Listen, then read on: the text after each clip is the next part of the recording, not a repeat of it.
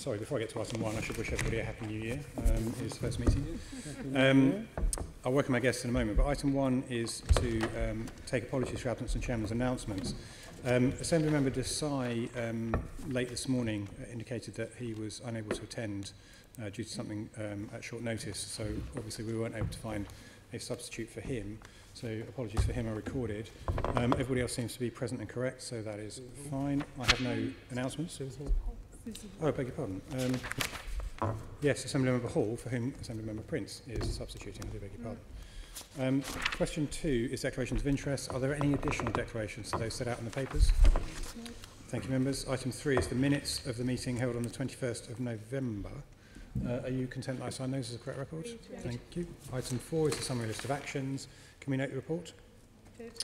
Okay, item 5, the main item of business for today. I'd like to welcome our guests today, so from left to right as I see them. Sarah Bradley, the Head of the Group Financial Accounting at Transport for London. Simon Kilonback, Chief Financial Officer at TfL. Mike Brown, the Commissioner of TfL. Heidi Alexander, making her debut at this kind of meeting as the Deputy Mayor for Transport. And David Gallie, who always turns up to these meetings, Assistant Director of Group Finance at GLA. Welcome to all of you and thank you for your time. Mr. Kilonback, you requested that you give a presentation, the presentation that was given to the Finance Committee at TfL on the 13th of December, which I've agreed to. I know you're aware that time is going to be pressing today. There's an awful lot to get through. And you've agreed to keep it to around about 10 minutes. So edited highlights, I suppose, is the way you're doing it. Absolutely. So over to you. Okay, thank you. Thank you, Chair. So this presentation is, as you said, the same presentation we shared with the TfL Finance Committee and also with Standard & Poor's when they resolved their credit watch on us in December, which was favourably received by them. As I think reflected in your own report, this has not been an easy plan to write, but we're confident it's robust to deal with our financial challenges and continue our cost reduction programmes whilst delivering the capital investment that London needs. So as I would just go through a summary of some of the pages here, because I know there's a lot in here. So turning first to slide 2, the plan is based in the demonstrated savings performance that we have achieved so far, and in this financial year we are now expecting to beat our budget for our net deficit by some 250 million. So you'll recall when we last met back in June that our budget deficit for the year was 968 million. We're currently forecasting it being 722 million, which is largely recurring savings that will carry through and help offset some of the challenges that we all know that TfL faces in the coming years. And we can also demonstrate that adjusting for last year's final element of revenue grant, that will be substantially ahead of our net deficit for last year as well. So on slide 3, I know the committee are very well aware of the challenges TfL faces, as discussed in your report, which we were very happy to receive at the end of the line report in November. We all know about the loss of government grant, that passenger income is down, the Crossrail delay, which I'll cover in a little bit more detail shortly, and particularly about how we will address it, and then roads income as well, which you also demonstrated. So turning to slide 6 of the pack, slide 6 summarises the revenue impact of the delays to the opening of the Elizabeth Line that we've assumed in the 2018 business plan. One of the most difficult issues we faced in drafting this business plan was how to make prudent allowances for the impact of the delay in the opening on our revenues, with continued uncertainty over the likely opening dates for the Elizabeth Line. It is clear that it's going to take longer than we were originally told by Crossrail's management, as the new team has discovered in a short space of time that significant parts of the core railway infrastructure are yet to be completed.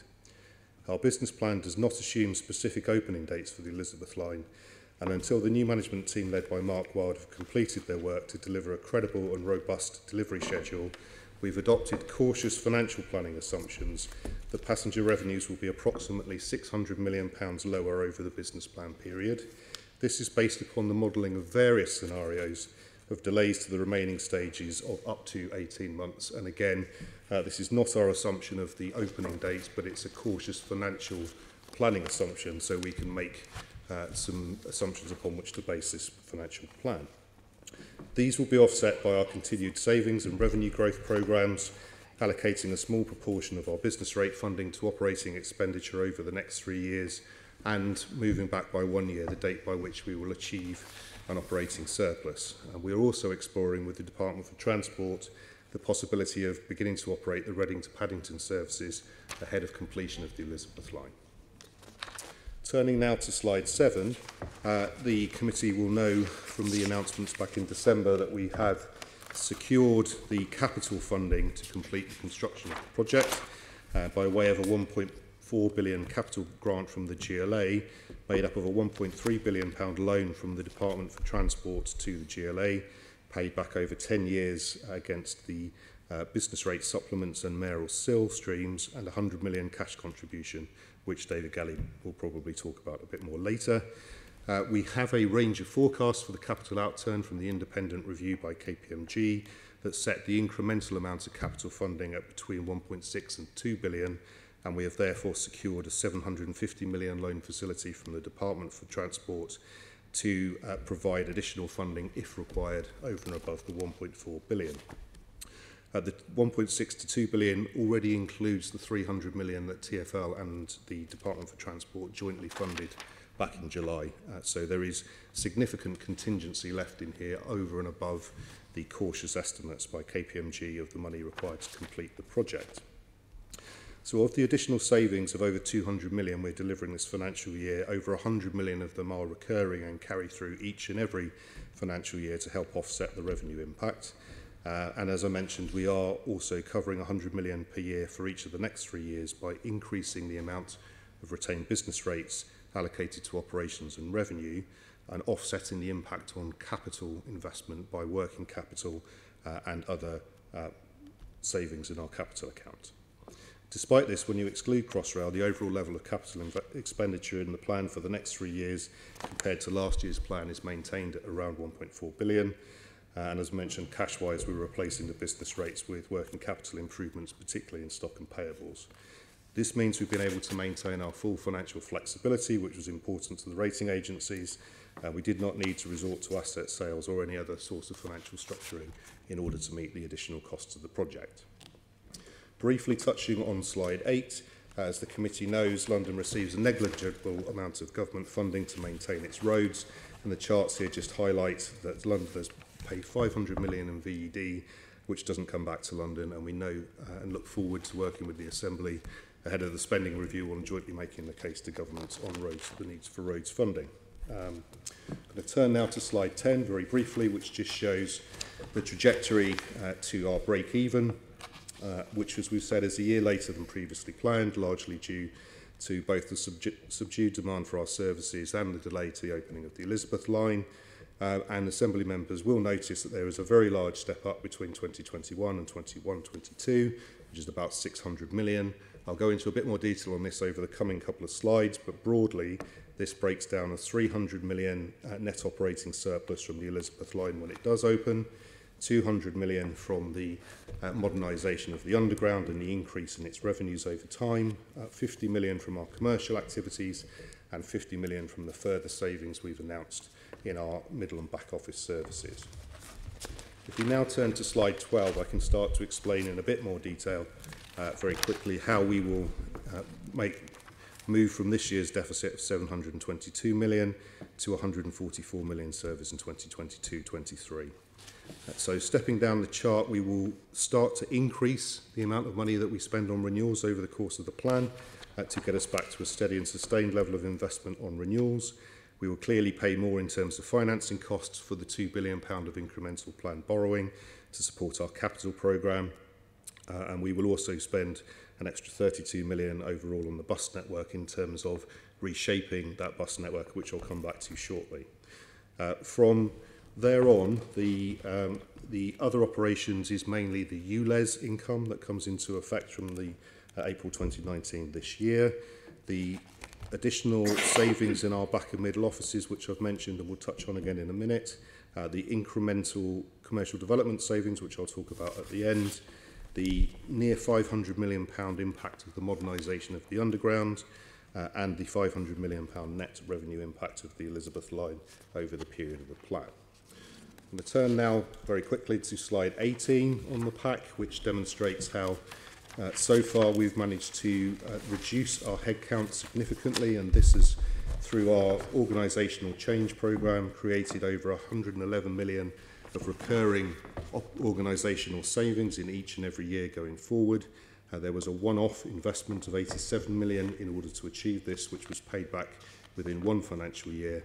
And going forward, this gives us the confidence that, having transformed our organisation in its sort of vertical professional structures, we're now going to look across the organisation for further savings that we can make in end-to-end processes, starting with bringing together our HR services, our financial and commercial services in a new business services directorate.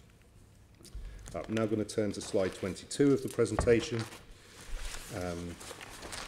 which is how Heidi, Mike and I measure the organisation. So we have set a clear financial target for each part of the organisation, that the main surface transport areas, the combined buses and streets area, has to be able to deliver everything it needs to deliver within a combined budget of 850 million net subsidy each and every year. We're going to double the surplus on the tube over the period of time. So just for context, the current surplus on the tube will be 700 million this year. We're going to double that to 1.4 billion over the next 5 years. And just 3 years ago, that surplus was 200 million a year on the tube network. So delivering, again, the same order of magnitude of improvement that we've already seen. We're going to target our other public transport services with fully covering their operating costs over the 5-year period, as well as increasing the frequency on the overground and DLR by the rollout of new rolling stock on both of those areas. We will target an increase in the surplus from our commercial activities, and we will also, as I've mentioned, go again with the same order of magnitude of savings across our back and middle office or overhead costs in order to deliver further savings to help offset our new pressures. I'm going to turn now to slide 28 to touch just very briefly on how we've approached the capital programme for this year and before finishing on our commercial activities. So on slide 28, we've just set out that we will continue to invest £2 billion a year, split 1.4 billion on new capital investment and 600 million on renewals over the course of the plan. We've adopted a clear categorisation process which prioritises the safety critical and operable investment first, and then those things most aligned to the delivery of the Mayor's transport strategy. But we know that with our current funding settlement from government only running until March 2021, we do not have the long-term capital funding strategy that we've enjoyed over the last 18 years to be able to commit to those longer-term series of next upgrades that we have to undertake on the tube. And our task over the next 12 months going into the spending review is to make the case again for long-term stable capital funding for London in order to take forward the next series of tube and rail upgrades. We therefore categorise those sorts of projects as desirable, where we know we want to deliver them, but have not as yet secured the funding to do so. And we have some areas that we've deprioritised, which include our internal tech and data projects, some major station upgrades, and some other things that we can write to you in the fullness of time to set out. So what we are delivering, though, is over the page on page 29, starting with our focus on improving air quality and the environment in London, including the implementation of the ultra-low emission zone and making the entire bus fleet Euro 6 compliant. The ongoing Healthy Streets programme focuses on improving the experience of being in places across London, whilst promoting walking, cycling and public transport to ensure we achieve the 80% mode shift. We will complete the Northern Line extension to Battersea, supporting 25,000 jobs and 20,000 new homes. We will finish the upgraded signalling on the Circle, District, Hammersmith and City and Metropolitan lines. We will take forward the upgrade of our remaining deep tube lines, beginning with the introduction of new, longer, more spacious and comfortable walk-through trains on the Piccadilly line, which we might sell in the purchase order for in December. We will deliver the Bank Station upgrade and continue to modernise the overground and DLR, as I've mentioned. We'll work with the 32 London boroughs and the City of London on the TfL road network, borough roads and assets, and we will unlock land for the development of new homes and actively make smarter use of our assets, for instance through retail units and advertising to generate long-term revenue. Turning finally, and thank you for your patience, to section 6, we just highlight that over the course of the last year we have taken both your encouragement and the encouragement of the TfL board to be more ambitious about our commercial activities, and we've noted with interest your insights and research into advertising from your study, which we've incorporated into some of our thinking. So we now have very clear direction for our property, where we're going to focus on the build-to-rent market, which best fits with the type of land we have around transport hubs and the needs of Londoners, that we can deliver and be a good long-term landlord to those people. We are going to transform our advertising estate. We're halfway through investing in the upgrade of our advertising estate to digital assets. We're growing our presence in retail and have identified that we're providing locations for London small businesses best fits with our sites that we have and our role in promoting growth in London. And we are beginning to set out how we will use our own applied solutions and technologies to take forward our consultancy activities around the world. Thank you all for listening patiently. Thank you very much for that. That was a very useful introduction. I'm sure you won't be surprised to know that much of that is going to be covered in the various sections that we're going to go through now. So I'm not going to ask you any questions on the presentation per se, but they'll be covered mostly in the sections that we're following. But members, if there's anything that we don't cover from that presentation that you want to pick up, we can perhaps do that at the end. The first question, which I think I probably ought to direct at the Commissioner, although obviously Simon, you can chip in if you wish to, inevitably is going to be around Crossrail and the Crossrail budget.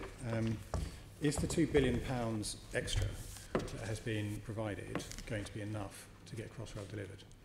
Well, I believe it is. I mean, one of the things that you'll be aware of, Chair, is that we have carried out, commissioned various reviews into where the programme is.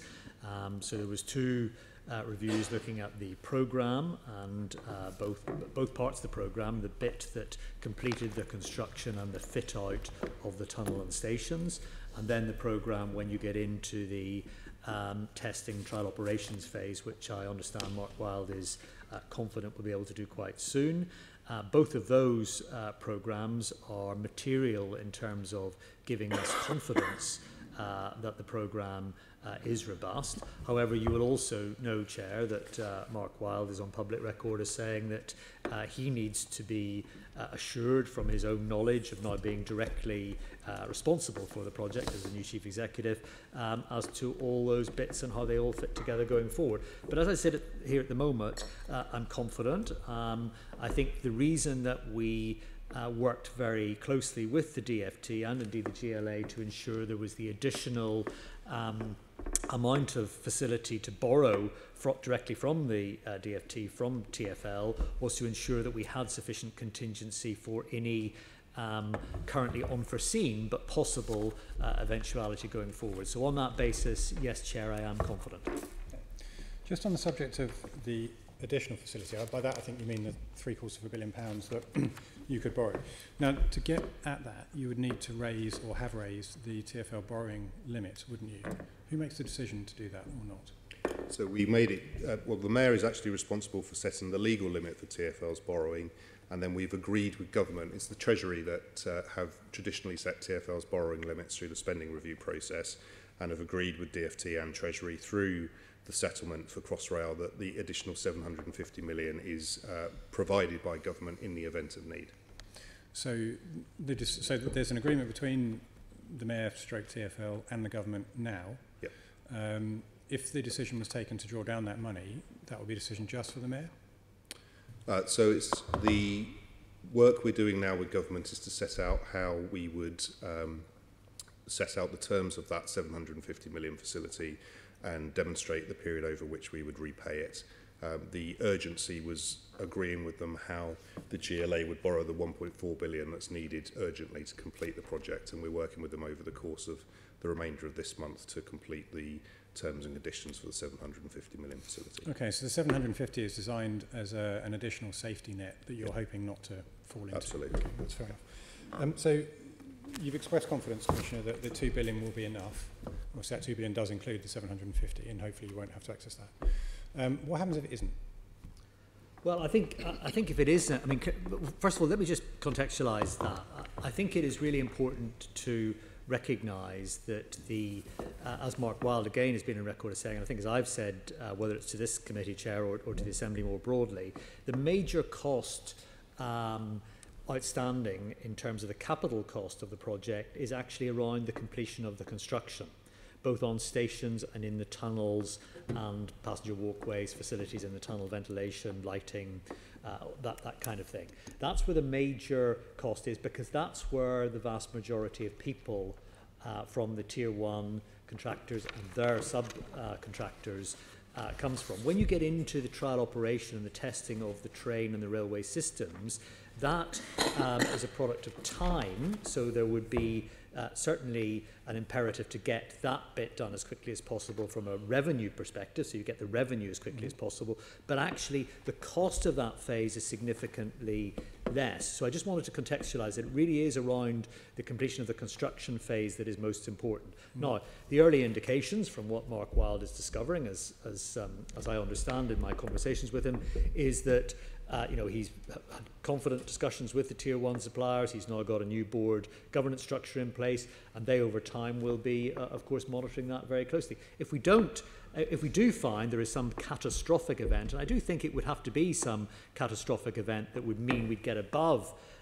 even that contingency borrowing requirement from the government, then I think clearly we'd have to go back to the government and have a further discussion in the context of them being a joint sponsor of this project. But that, I think, would have to be, Chair, something quite major, quite catastrophic that is unforeseen at the moment. Okay, I think that's fair enough. Now, the thorny question of opening dates of Crossrail can't be ignored, and I noted what you said during the presentation that you haven't pinned any particular date into the diary. But you have made some assumptions around loss of revenue, so £200 million in the next financial year, then 300, then 100. What are those assumptions based on? They're based on a number of scenarios for opening dates. So whilst we don't know, and we won't know until Mark and the team provide a new schedule, what the opening dates that the Crossrail team commit to delivering is, we, together with government and the Crossrail team, have modelled, as we said, a number of scenarios ranging from the autumn 2019 to up to 18 months delay to each of the stages 3, 4 and 5 opening, together with some additional mitigations such as the possibility of running trains from Reading into Paddington, and a combination of those scenarios allowed us to take a more pessimistic end of the range of the 600 million. You know, we've set out, given everything we've experienced over the last 12 months, to take a pessimistic view of our revenues, including the Elizabeth line, and therefore we've taken one of the more pessimistic ends of the range of forecasts that we've built into our plan for now. So the 600 million, is it fair to say, is spread over 3 years, but precisely where it falls could change? Yeah. So we know it's not going to open, or it's very unlikely to open in 2019. Well, so so it's reasonable to assume that you're on the money with that one. But next year, it might open partway through next year, it might open at the end of next year, which is why the money might move around. Is that fair to say? So absolutely, we've modelled a number of scenarios that reflect that there could be different opening dates. Remember that there are 3 stages. So the central tunnel section is the section that was meant to have opened in December, but the real revenues to TfL only come when the full end-to-end railway opens, which was scheduled for December 2019, and therefore we've modelled delays to each of these stages and their likely impact on our revenues. Okay. Chair, it is worth saying, if I may, sorry, not meaning to cut across you because I know there's a lot to cover, but the 5A stage is quite important to just have in your minds, because 5A, in effect, would mean services being operated by what we currently call TfL Rail from Reading, from the west, into Paddington, the high-level station at Paddington, so not through into the tunnel, but that could come as early as the end of this calendar year, and clearly that is a revenue significant upside for this, so it could be part of the mitigation that Simon is describing in those revenue projections. So it's not just one thing we're looking at here. I know you understand that. No, that's fine, and you've been very helpful there, because you've gone exactly where I was about to go, because it's contained within your presentation. Part of your mitigation of the impact of the Crossrail delay is pursuing the implementation of Reading to Paddington services ahead of completion of the Elizabeth line. What barriers need to be removed in order to make that happen? Well, I think it's fair to say there's been quite encouraging discussions, both with the Department for Transport and they with Great Western, who are the current operators of those routes.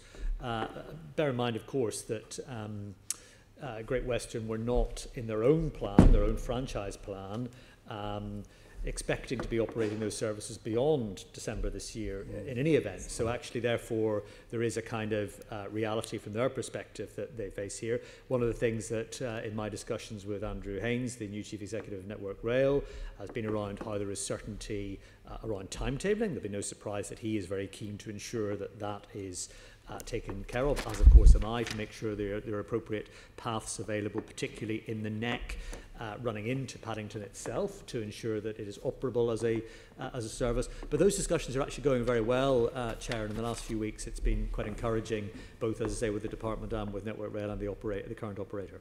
Okay.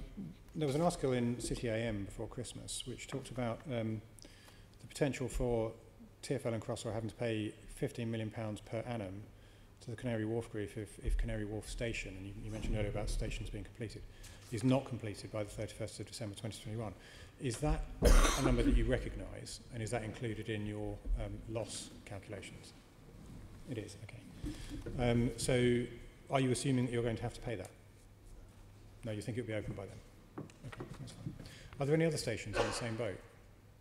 Is that just a unique arrangement? I think that was a unique one because... Yeah. They actually constructed that station for us, so it was a different model of construct. They constructed that for Crossrail. Yeah, okay, fine. One of the things that you've also talked about is repurposing business rates. Can you explain what you mean by that? Yes, so through the devolution process since 2013, the committee will recall that TfL's funding used to be by transport grant from the Department of Transport through the GLA and onto TfL. With the half of the revenue element was devolved into retained business rates in 2013, and then the capital grant was devolved into retained business rates in 2017. What that gives us is a total pot of business rates of about 1.8 billion per annum. In legal form and under CIPFA guidelines, that money can actually be used for either revenue or capital purposes. So we have agreed with government as part of the funding arrangement that given the delay to Crossrail and given the choices that the Mayor has as the devolved London government about how he spends the business rates, that up to 100 million per annum over the next 3 years would be first of all used to help mitigate the revenue impact rather than continuing to be spent on capital investment. In part because it's easier for TfL and for London to raise capital sums of money than revenue sums of money, and therefore we are offsetting the cash impact through, as I mentioned, stock and working capital and capital items. So we're still delivering the same level of overall capital delivery. Right, just on that point. So £100 million a year for the next, how many years did you say? 3 years. 3 years. Is being diverted from capital programmes into supporting the revenue loss as a result of the delay of Crossrail.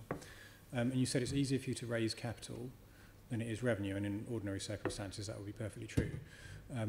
But you're maxed out on your capital borrowing, aren't you? So that's actually not true. Well, I'm not talking about, to be clear, Chair, I'm not talking about borrowing more money. We're talking about being much more, as part of our modernisation practices, which I'm sure we'll talk about later on, things like the amount of stock that we hold, sort of capital items, such as track and various other things. We're becoming much more efficient in terms of how we deliver those programs, and therefore we're thinking about how we can be more efficient with our capital delivery rather than borrowing more money or disposing of assets. So we're not talking about releasing money from selling something, we're just talking about how we manage our capital programs to release a bit more savings. Okay. So can we just be very clear? So the business rates redirect into the business rates. And when you say we, we're talking about the we as the GLA family business rates, or do you believe that was TfL money anyway? The 100 million was going to come to you and to be spent on transport expenditure. You're just saying, well, we're not going to spend it on other transport expenditure. We're going to spend it on Crossrail because of the situation we're in. So it was money that was identified for TfL, not part of the wider GLA business rates pot.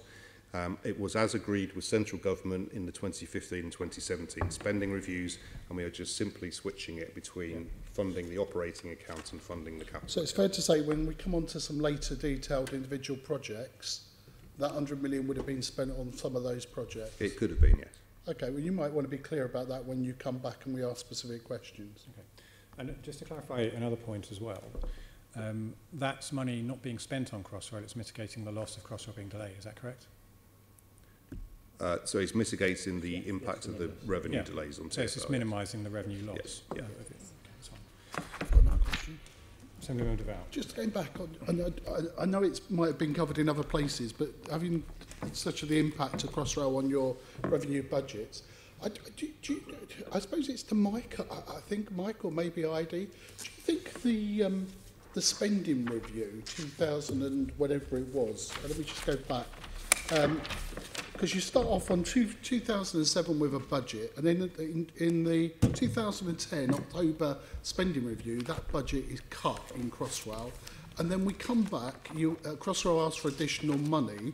Do you think some of the problems that may well be caused asking for additional money at this late stage or that stage could have been a different outcome if we'd stuck with the original funding envelope of Crossrail? I think it's a very good point. Essentially, in the spending review that the coalition government did in 2010, they took, in essence, £1 billion out of the budget for Crossrail. And, of course, we're going to probably end up at a figure that is much closer to the original budget than the amended one. I think it goes to demonstrate that when you're talking about investment in big infrastructure projects, you can't cut corners on it. The other point I would like to make, though, and it may be something that we come to at the Transport Committee on Wednesday when we're discussing this. You know, I've been in this job for 6 months, and I find it frankly astonishing that when I started in this role in June, the then chair of Crossrail was telling me that it wouldn't cost a penny more than an extra £211 million to complete Crossrail. And within the space of 4 or 5 months, that figure is no longer 211 million, but is 2 billion. That's a multiple of 10. And I think the work that has been underway to put the new leadership team in place and do the review of governance, the commercial and financial practices within Crossrail, we're expecting that report shortly, as I understand it, is absolutely essential. But yes, going back to your first point, taking out that £1 billion from the budget back in 2010, in hindsight, doesn't look like such a good idea. Okay, well, maybe others will follow that up as lessons learned for the future, maybe. Okay, we're going to move on to talk about the GLA contribution to Crossrail, the new £100 million one, and that's Assemblymember Pigeon. I did want to pick up, obviously the GLA and TfL are having to pick up the bulk of this additional expenditure. And I recall when you were before us, Commissioner, on the 21st of December, you made reference to the agreement for the 300 million that was signed in July, that you had signed it off, that was shared with the DfT, and then any additional expenditure would have to be paid for through TfL, through London. And obviously at that time you didn't know it was going to end up. Is it because of what you signed then that we are now in a position that your negotiations with government have ended up with London as having to pick up the bulk of this additional cost of Crossrail? Well, no, I don't. Well, first of all, you were right in the way that you report what I said in December. That was the position, and of course that is in the context of what the Deputy Mayor has just said around us assuming that 300 million was more than adequate to cover the 211 million, which was the number before us at that time. So we had even then we built in some contingency for joining with us and the DfT. But I don't think that arrangement materially affected the discussion with the government going forward. I think it's fair to say that there was a recognition, and the Deputy Mayor will correct me if I'm wrong, but from the Mayor as well as from everyone else, that it was right that London was seen to be paying for London in the broader sense was seen to be paying for the completion of the Crossrail programme, given that overarchingly it did support the London economy and London, and clearly there was a desire at wider political level not to be seen to be, or not to in fact be taking money from other worthy transport projects anywhere else in the country. So I think that was an important point. But I don't think it fettered the discussion. I think the discussion with that Simon led with Heidi and others, with the government, actually was an extraordinary deal that was done eventually to ensure that we got this funding through the GLA with tremendous support from David and the team to allow us to continue the project. Because the last thing any of us would want, I know you would agree with this, is any sense where we actually stopped, choked the project off and didn't fund it going forward. But going into those negotiations, I mean, London is paying everything here. There was no way you were going to get anything from DfT. Did they use the fact that you'd signed that? No, they didn't at all. No, so that no, that was wasn't that. an issue. This was a whole new set of discussions. Yeah. Okay. No, I just thought because it was interesting from December. That sorry, I you'd should have been mentioned clearer that. in the answer. Yeah. Okay. It's just worth adding as well that the other element of the Crossrail project that DfT remain the funder for is the Network Rail element. And Yeah, in well, this that's summer, right, and that's as I learnt in December. That's on top of this additional funding. It is. That Network Rail side needs absolutely. funding. Yeah. Optics. So that's yes, I think we'll cover that on Wednesday as well, at Transport Committee. Perhaps David, because this is the GLA's contribution. Where have you found this £100 million for our direct cash injection? Because it seems, it's a big sum of money to be sitting around. You have to see it in the context of the overall business rate supplement. You probably recall that the GLA paid originally 4.1 billion to TfL for Crossrail, funded by the business rate supplement. We've organised our financing of that particular loan very carefully, but the BRS is subject to the impact of revaluation changes, so it's sensible and prudent that we've always held a contingency on the possibility that revaluations would change, and therefore our tight financing of the existing debt would need to be rescheduled in some form. So 100 million wasn't lying around, it was essentially a prudent provision reserve being held for that eventuality. And obviously with the circumstances of the Crossrail cost overrun now, we are looking to deploy that money to best effect to make the original payment of the additional 1.4 billion, but we'll look to rebuild that BRS reserve as we emerge with BRS over the next few years. So that was money that you've collected for some time, but because of the revaluation, you'd got more money than you had planned, so you kept that as a reserve for such... It was a reserve to of the eventualities of revaluations coming through.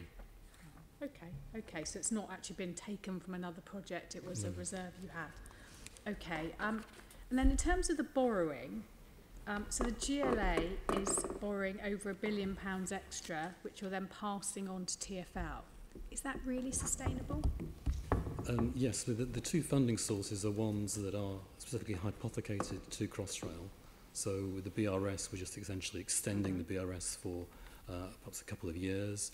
And as part of the deal with the government, we've got the unique ability to borrow against the Mayor's Community Infrastructure Levy as a new income source to the GLA to support borrowing.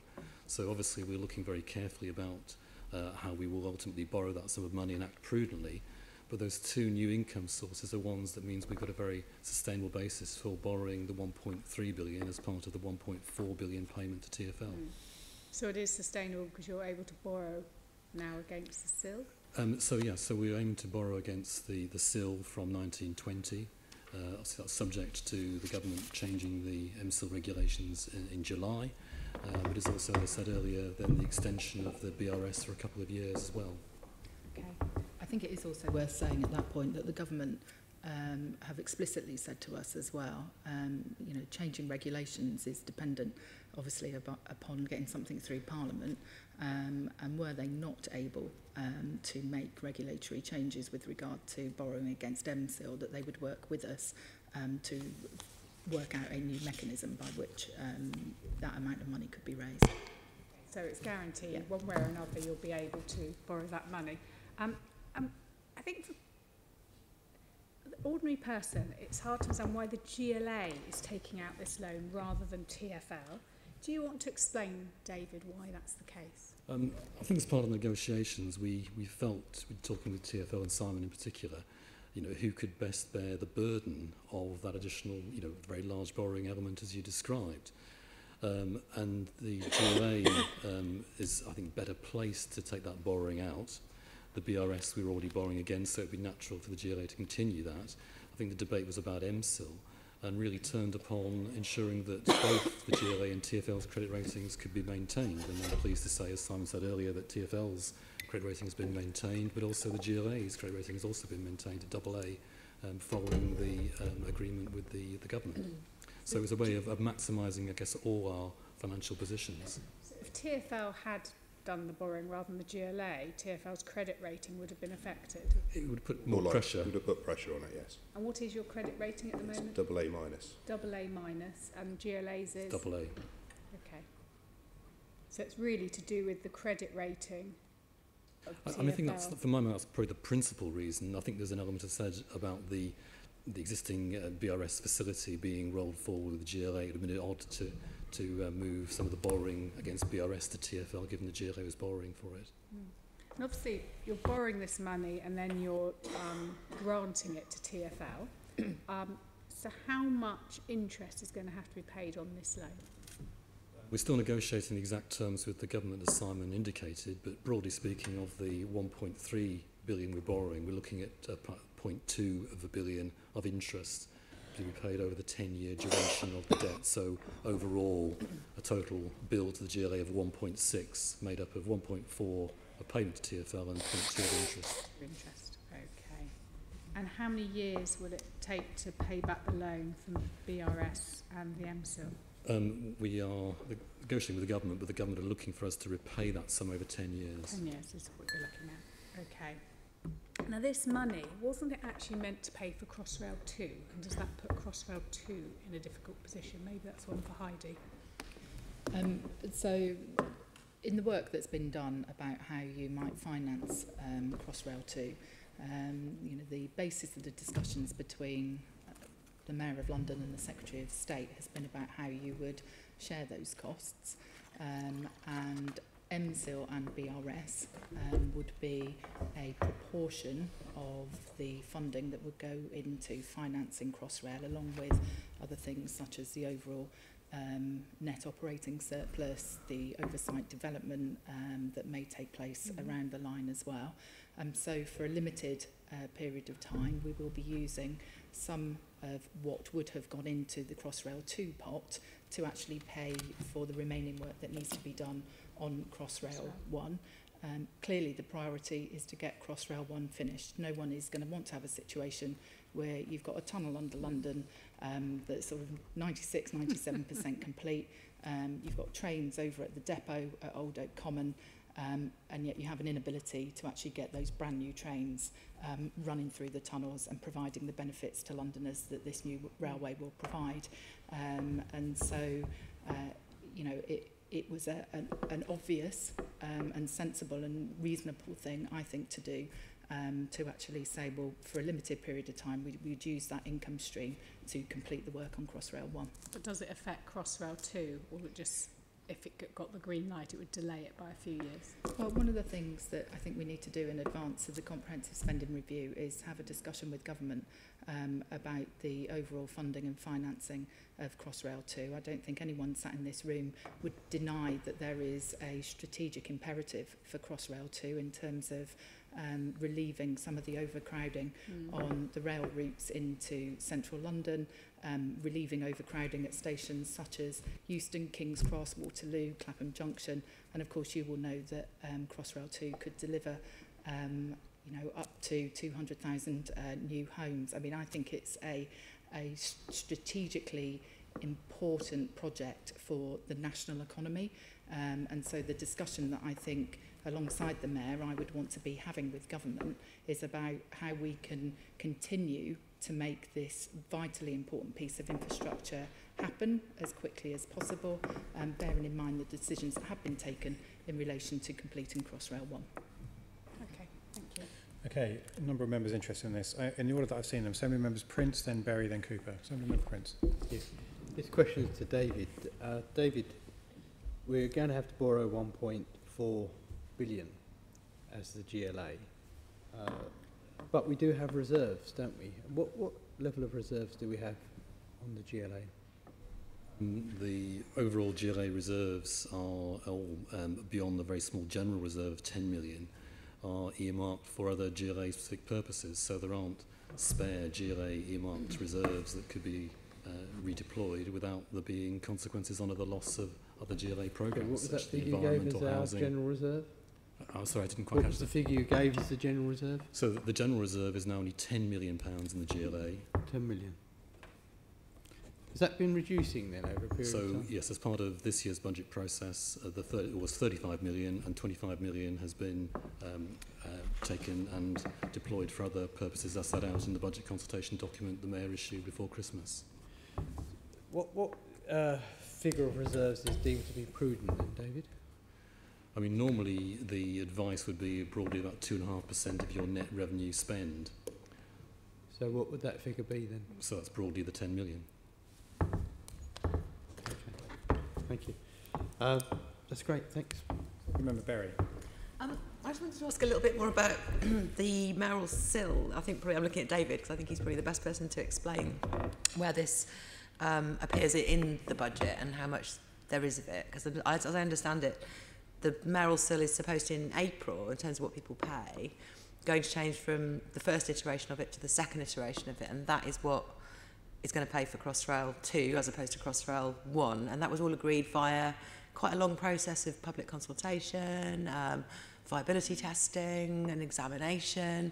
So when you say, A, that we have to change the mayoral sill regulations in order to do what we want to do, that is overturning that process where it was agreed that it would be used to be paying for Crossrail and changing it to go back to the old scheme. Will it be different rates? Can you just explain a bit more about what the change is being made? At the moment, the MSIL regulations prevent authorities from servicing and repaying debt. The proposal we agree with government is that we'd be able to service and repay debt from MSIL, so it's not connected with the whole process of MSIL 2 and the EIP process that's been gone through. The two things, as Heidi says, are completely separate. Okay, so then my question sort of stands in that case then. So that isn't what, so in order to change what you're spending MSIL 2 on, which is what you will be collecting from April, you're overturning what went through a consultation process in terms of what we were going to spend that money on. Is that, do you have to go out to consultation in order to do this and change it again? I'm probably not the best person to see whether we need to go out to consultation. My understanding is that, as we've explained, that the intention was to be used for Crossrail 2, but now has to be used for Crossrail 1, as Heidi has explained. The process of, we can see that I guess there may be some sort of challenge process that could come through on that, but I feel confident that we would be able to deploy the new MSIL 2 for Crossrail 1, as we've explained. Okay. The other thing that you're doing is extending the business rate supplement for Crossrail, and that is extra money that will be coming in on top of what, because that was due to end, I believe, at the same time as, is that correct? That was due to end in April because it came along with the first. No, carry on. The original BRS prospectus in 2010 set out that the BRS would continue. Something to say though is that no large business would actually be looking to pay more than was originally envisaged in the 2010 prospectus. Yes, it just carries on for longer. We're going to extend it for a couple of years more than would otherwise have been the case if the Crossrail cost overrun hadn't occurred. Yeah, so the BRS isn't changing.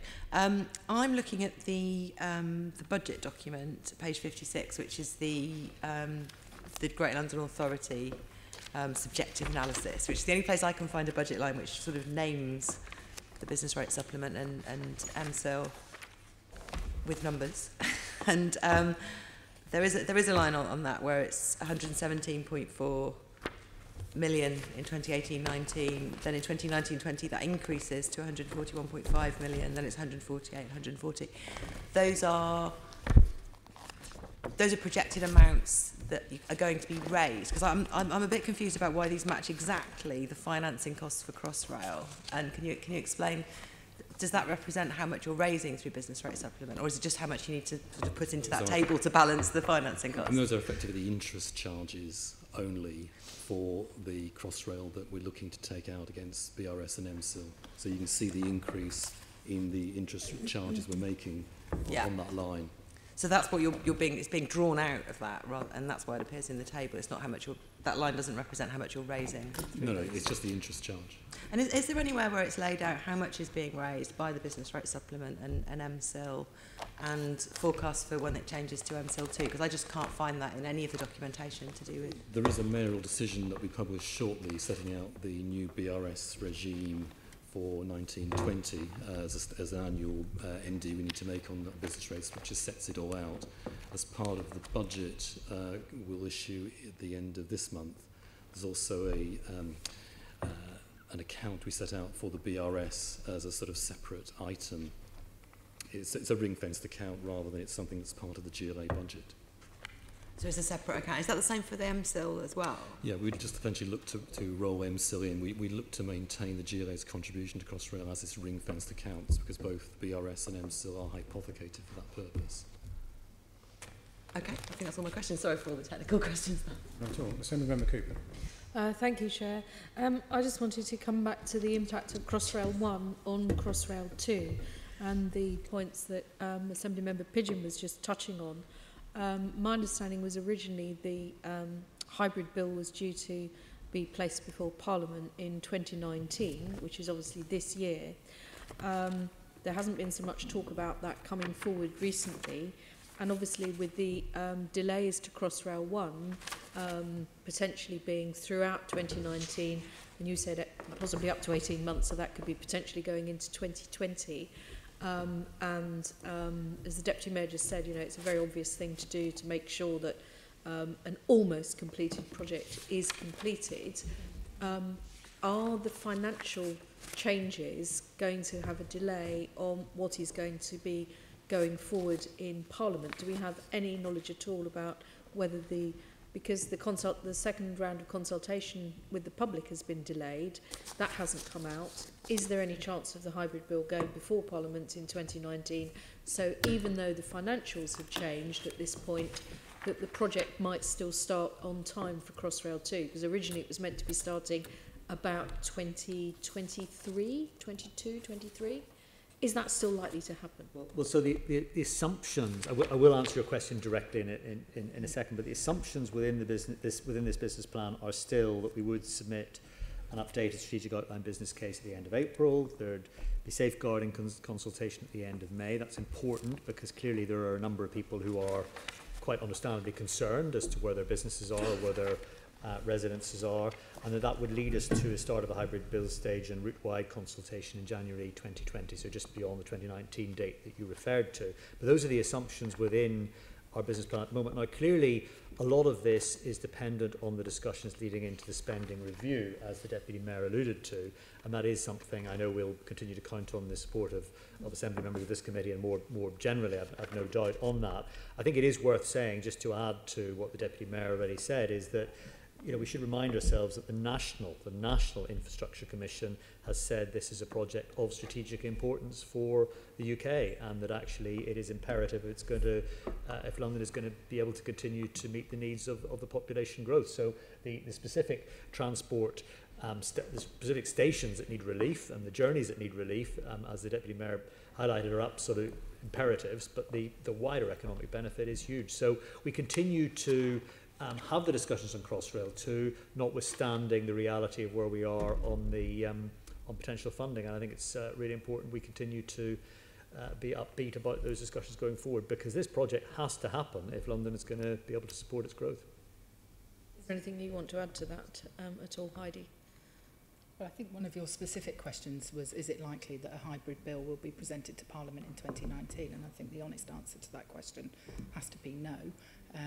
The clear priority is to agree a route between the Mayor of London and the Secretary of State, agree whether that route is completed in full or in phases or stages, what the funding and financing package would be. I think getting any legislation through Parliament at the moment is probably an understatement to say it's something of a challenge, given that I think Parliament is somewhat paralysed by Brexit at the current time, and so I don't think it's likely that you will see a hybrid bill in front of Parliament in 2019. Thank you, Chair. Just a couple of tidying up points before we move on to the rest of the capital programme. Because we finished on Crossrail 2, I want to ask about Crossrail 2, and it's probably to Mike and Simon. I can't remember how far back we're going here, but I recall having a conversation. I was trying to tempt Simon into expressing percentage degrees of confidence around the funding of Crossrail 2, because the government guidelines around that changed, didn't they? So instead of funding it throughout the lifetime of the asset, which I believe was 25 to 30 years, it was the lifetime of the build, which was going to impose very great pressures in terms of finding a funding source. And there were going to be a multitude of different sources, and I asked you to give me a percentage of confidence that you would be able to come up with that, and you evaded the question, which I don't entirely blame you for. But I think we were promised that by around about now, we would know more. Now, that was obviously before we had the problems with Crossrail, because the reason why I'm asking the question in the way that I'm asking it is because the business rate supplement and the MSIL money was a core part of how you were going to fund the changed way of funding Crossrail 2. What implication has the extended delay to Crossrail 1 had on that? Well, I think to just go back to Heidi's point, the important bit at the moment, there is not an agreed route or phasing or staging of the delivery of that route between central government and London's government. So in order to come up with a funding agreement, we need to get to the point at which we have an agreed first stage of the route, and that work is ongoing with DfT, again, as joint sponsor of the project. When that work has been completed, then we'll know what the quantum of money is that London will need to contribute, and we can then, on that basis, we look at how it will be funded, given the need to make sure that we, first of all, can fund the completion of Crossrail 1. When are you expecting that work to be completed? Well, we're aiming to have that work completed in advance of the spending review in the summer. Okay, that's fine. Now, the other question I was going to ask about is going back to Crossrail 1. One of the things that many of the boroughs in the East End of London, including one of the boroughs that I represent, have been pushing for is an extension of Crossrail beyond Abbey Wood to Ebbsfleet. What's the delay, this is probably for you, Commissioner, what is the delay, or perhaps to the Deputy Mayor, what is the delay to the opening of Crossrail 1 due to the ambitions to achieve that? Well, I think it is fair to say, if I may, Chair, that the entire focus of the team at the moment is on delivering the Crossrail project as is. So I think, if I may, that is a discussion we should have at a future date. It's not where anyone is talking at the moment. It's not in the discussion. It's not in any meeting that I've had in the last 4 or 5 months. So I think it is. It's just not on the agenda at this moment in time. So potentially dead, but revivable at some point in the future? I mean, sorry, if I might just add something. I spent 2 hours with the leader of Bexley Council last week, Councillor Teresa O'Neill, and discussed the aspirations for an extension down to Ebbsfleet. Clearly, as Mike says, completing the central section from Abbey Wood to Paddington is the key overriding imperative at the moment. Making sure that we can run the services from Paddington to Reading is, I would say, the second priority. And then the third one is getting the whole line running through from Reading to Shenfield and down to Abbey Wood. So there's 3 steps, to be honest, that I see as coming before a discussion about extending Crossrail out to Ebbsfleet. But as someone who relies upon South Eastern trains in a very congested network myself to get into central London, I know how important additional mass transit, public transport services are in South East London. And so there are lots of schemes across London that we would want to do where we have to identify and secure significant amount of capital funding in order to deliver them. And I think whether it's the extension of Crossrail 1 to Ebbsfleet, whether it's the Bakerloo Line extension, whether it's the extension of the DLR to Thamesmead, you would expect Transport for London to look at all of those sorts of extensions of the public transport network in the round and look at how those solutions actually address the transport challenges that we face and also can contribute to economic growth and in the delivery of housing. So I'd want to look at that sort of issue in the round. Sure. I mean, the key thing about what you just said, though, is that all of those schemes that you put on the same playing field as the extension of Crossrail to Ebbsfleet are TfL conceived schemes, the extension of the Bakerloo Line, etc. The extension to Ebbsfleet was almost invented outside TfL, if I can put it that way. That was very much an idea initially of Bexley Council, but now with support of more boroughs in the East End of London. Is it being regarded in the same way as, say, an extension of the Bakerloo Line to Lewisham? It is. Yes, absolutely. I mean, I think what the Deputy Mayor said is clearly, we're not I mean, I would never, I hope the committee would never be so arrogant to assume that have the monopoly of all good ideas on transport networks. So absolutely, if there's one with a greater imperative, no matter who comes up with it, we of course will give it the right consideration.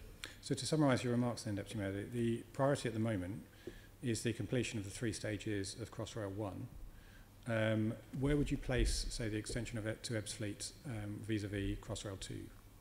What do you mean, where would I place Well, your it? priority, and I don't think anyone in the room would disagree, is you have to complete Crossrail 1 before you can do anything else. So the priority is the 3 different stages of Crossrail 1, and I think that's perfectly fine. Then there's a whole range of other schemes that are being looked at, including the extension of the Bakerloo Line, the extension to Ebbsfleet. And of course there's Crossrail 2 as well, which the case is being made and conversations are ongoing. Where does the extension to Ebbsfleet, I'm being a bit parochial because it's about my constituency, where does the extension, Len is laughing, affect your constituency as well. Where does the extension to Ebbsfleet fit among the scheme of things that you're looking at? It's an oversimplistic question to be asking, to be honest. I mean, I'm not sat here with a list of projects numbered 1 to 10 that I want to see Can I ask you to pause then? Because I am actually invading someone else's question, as has just been pointed out to me. So perhaps we'll come back to that. So we'll now move on and talk about other capital projects, and Assembly Member Cooper's going to lead off on that. Yeah, so talking about the extension to Ebbsfleet, no.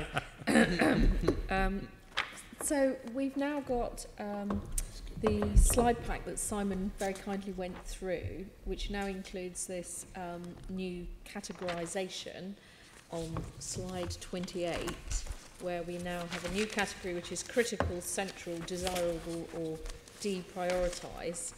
And I'm also looking at the paperwork that went to the 13th of December TfL board meeting, where it talks about a need, which Simon also referred to, of 4 billion per annum, and yet this is showing 1.4 billion as the average annual new capital investment over the business plan, plus 600 million for renewals, which is 2 billion, which is, I would say, 50% of 4 billion, so that's a huge gap.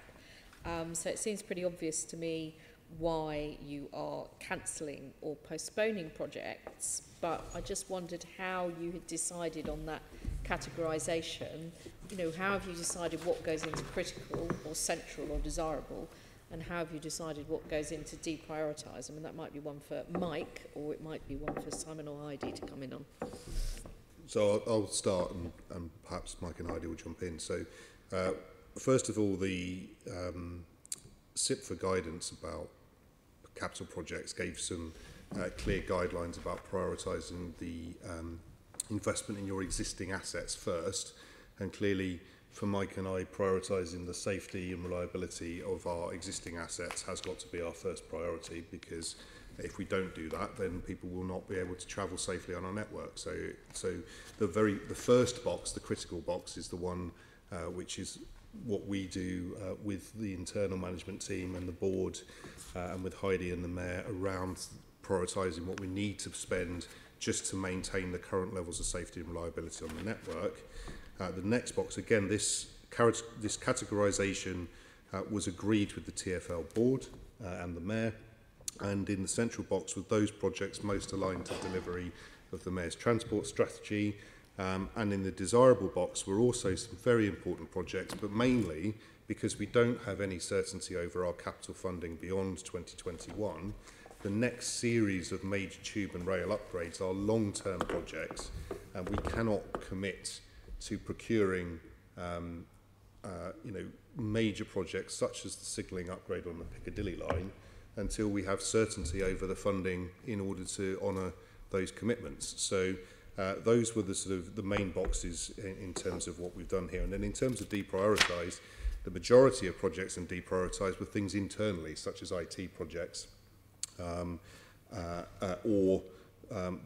some of the projects that in earlier years we had more money and higher levels of demand, and therefore the business cases for them looked stronger at that period of time than they do today. But this was all gone through in detail with the TfL board and with Heidi and the Mayor's team.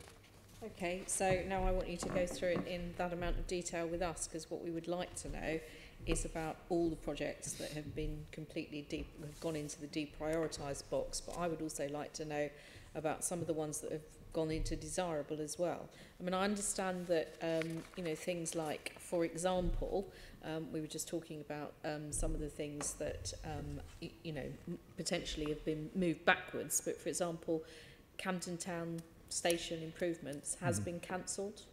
So why has that gone into being cancelled? Surely that would go into the category of safety and reliability and that sort of area.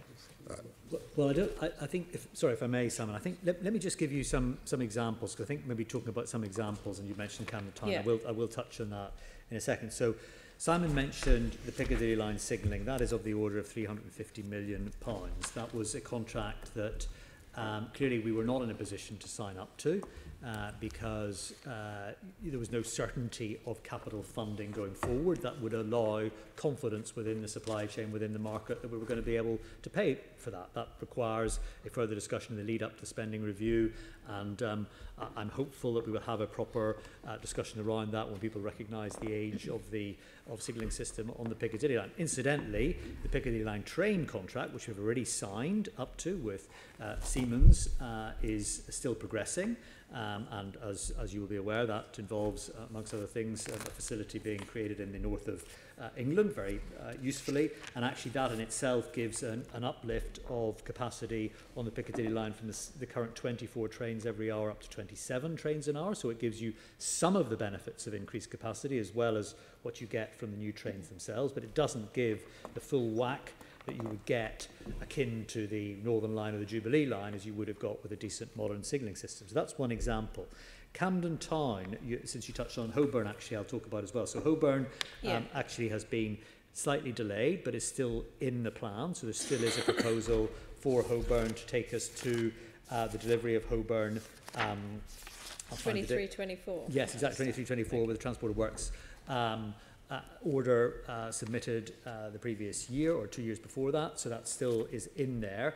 Camden is deferred beyond the plan at the moment, again, because we don't have the certainty of funding. That's not to say it's killed stone dead. Again, I would just not use that terminology, because clearly the very reason that we have an annual business plan, the very reason that it changes every year is because the financial context changes every year, and I'm optimistic, because I have to be, that in the discussion leading up to the spending review we will have greater certainty of access to capital going forward that will allow us to put Camden Town back. But clearly Camden Town doesn't sit within the same level of those really critical pieces of work that Simon was referring to, which are around the underpinning safe and reliable operation of the network, and that that includes the element of the 600 million on capital renewals. I'm long enough in the tooth to remember the days under the PPP where I got a daily fax to tell me from one of the PPP contractors whether it was safe to run a train every morning on the district line because of the state of the asset. So clearly, we're not going to go back to that situation. That's why capital renewals, as well as actually on the OPEX side on maintenance, is so important to preserve. So Camden, while it's a very important scheme, is something we really want to do going forward, and absolutely still want to do it. It just can't fit within the critical or central box at this time. Okay, so taking also the tram extension, or actually the changes to transport towards Sutton, because I understand it's been retitled now because it may not be a tram extension. Other things potentially are being considered, the Northern Line extension and then also the Bakerloo Line extension, which we've just touched on. Yeah. All of those are being pushed back in the same way that you've just said that Camden Town station improvement is deferred rather than cancelled? Well, on the tram extension, there was always a funding shortfall, which this committee will be aware of before, and that has been subject to some very useful discussions at political and officer level with the boroughs of Sutton and Merton to look at closing that gap in terms of continuing with that scheme. The reason that it's being looked at in the broader sense is because the difference between what has conventionally been described as an on-rail tram system and, if you like, an off-rail on dedicated routeway, anything but other than by purity, a tram system is much more marginal than it was before. So that has just been alluded to within the document. The Northern Line extension is progressing well. Indeed, the Deputy Mayor and I visited the Northern Line. We walked in the tunnel the other day. The rails are down, the tracks are down, the crossover box just at Battersea Power Station is about to be installed. We've been running engineering trains on those rails already. The step plate junction at Kennington is complete. A huge amount of work on the stations is now happening to get them fitted out. The base of where the escalators are going to be fitted is going to be installed. The reason in terms of the opening date for the Northern Line, just to be absolutely clear, are the developer is not in a position to have let some of its major facilities at a time that therefore that requires the Northern Line to be delivered when it is. This is actually almost the exact opposite of Crossrail, I should say. This is about us doing things correctly, considering the demand as is the position known right now on the demand, and also because we have to do, just over the river, a major closure on the Bank branch of the Northern Line to allow the significant capacity enhancement that's going on in that project as well. So there's no stopping of the Northern Line extension. That continues apace, as indeed does the work to outline the line of route and the work around the Bakerloo Line extension too.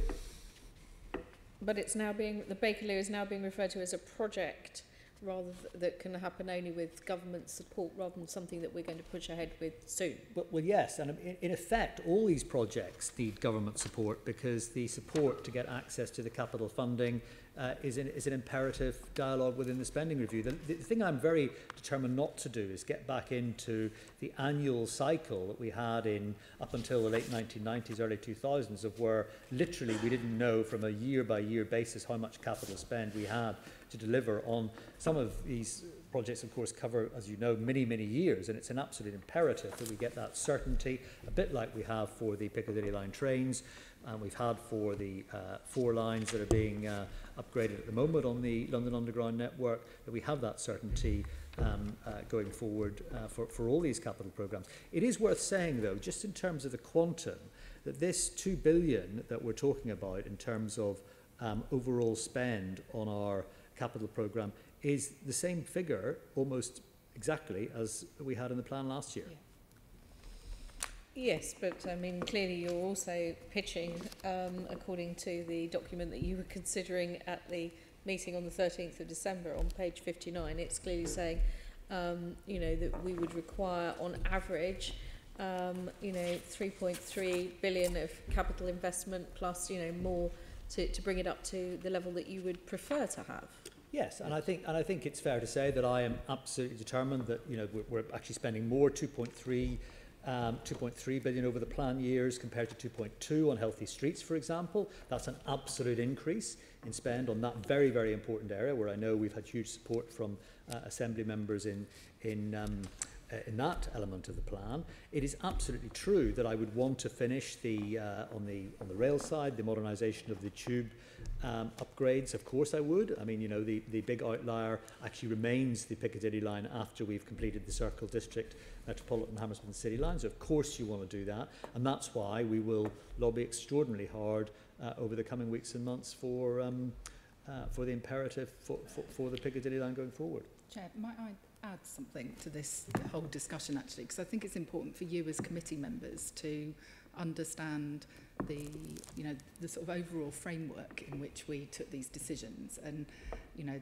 it's true that this has been a very difficult business plan to write, not least because we're dealing with a number of pretty challenging factors. You know, the withdrawal of an average of £700 million in direct operating grant from government is significant. We've had the Crossrail challenges that we've already talked about. We've got a subdued economy, which obviously, you know, if you look at the assumptions that we made about fare income back in the 2016 business plan for a 5-year period compared to the assumptions that we're making now, we're actually going to see over 5 years less, £2 billion less coming into TfL. And so, of course, we have to deal with the financial realities that we are confronting. Some of those are not circumstances of our own making. It's to do with, you know, subdued national economy, etc., as I say.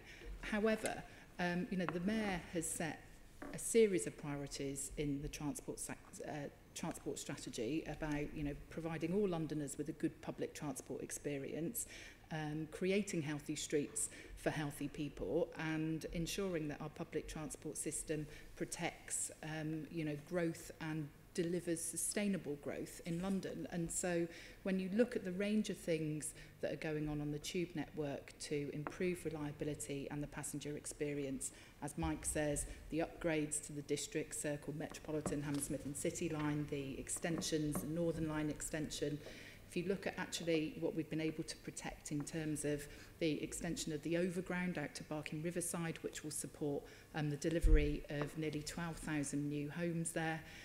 We've managed to protect and in fact enhance the amount of money that is going into walking and cycling projects and things such as the Livable Neighbourhood Fund that is supported by the borough's Safer Junctions programmes. There were a series of decisions that we had to take that in an ideal world, if we had unlimited funds, we wouldn't be taking, but we've had to take a sort of rational approach to this. And I think that in what are very, very difficult circumstances, we've actually made a reasonably good fist of it. Well, I wanted to come on to Healthy Streets. Thank you for that, which both you and Mike have just been mentioning. Now, my understanding is that you've prioritised some of the money that won't now be used on the Oxford Street project, which I think we can definitely use the word cancelled and not moved backwards. Then that 43 million from that is going into Healthy Streets, which I think is, well, I think it's a shame that Oxford Street is still going to be somewhere I won't go shopping because it's dangerous, if you ask me.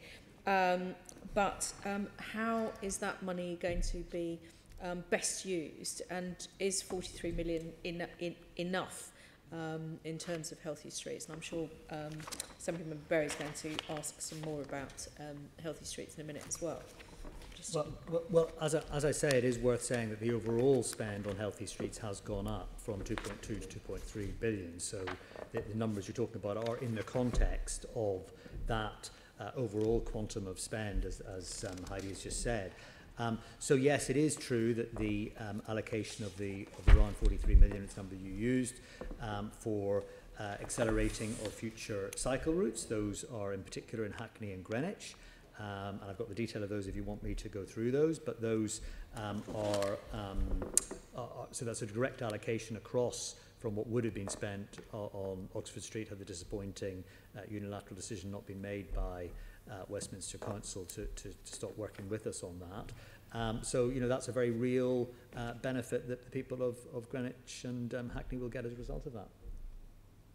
And in terms of the money that's been withdrawn by the government in terms of roads and road upkeep, is there any chance of that decision by government being reversed, which sounds, I don't understand why that decision has been made in that way. Well, the only thing I would say to you is that after the budget, where the Chancellor explicitly excluded London from the pothole fund, I did get a letter a couple of weeks later from a Department for Transport Minister to say that we'd been allocated £2.5 million for potholes in London, which was a turnaround of the previously made decision, and also, as I understand it, London boroughs were, for their roads, also subject to some additional provision, so they were no longer excluded either from that fund. So I suppose I cling to that glimmer of hope, as it were, that perhaps, and Simon's chart, I think, is pretty,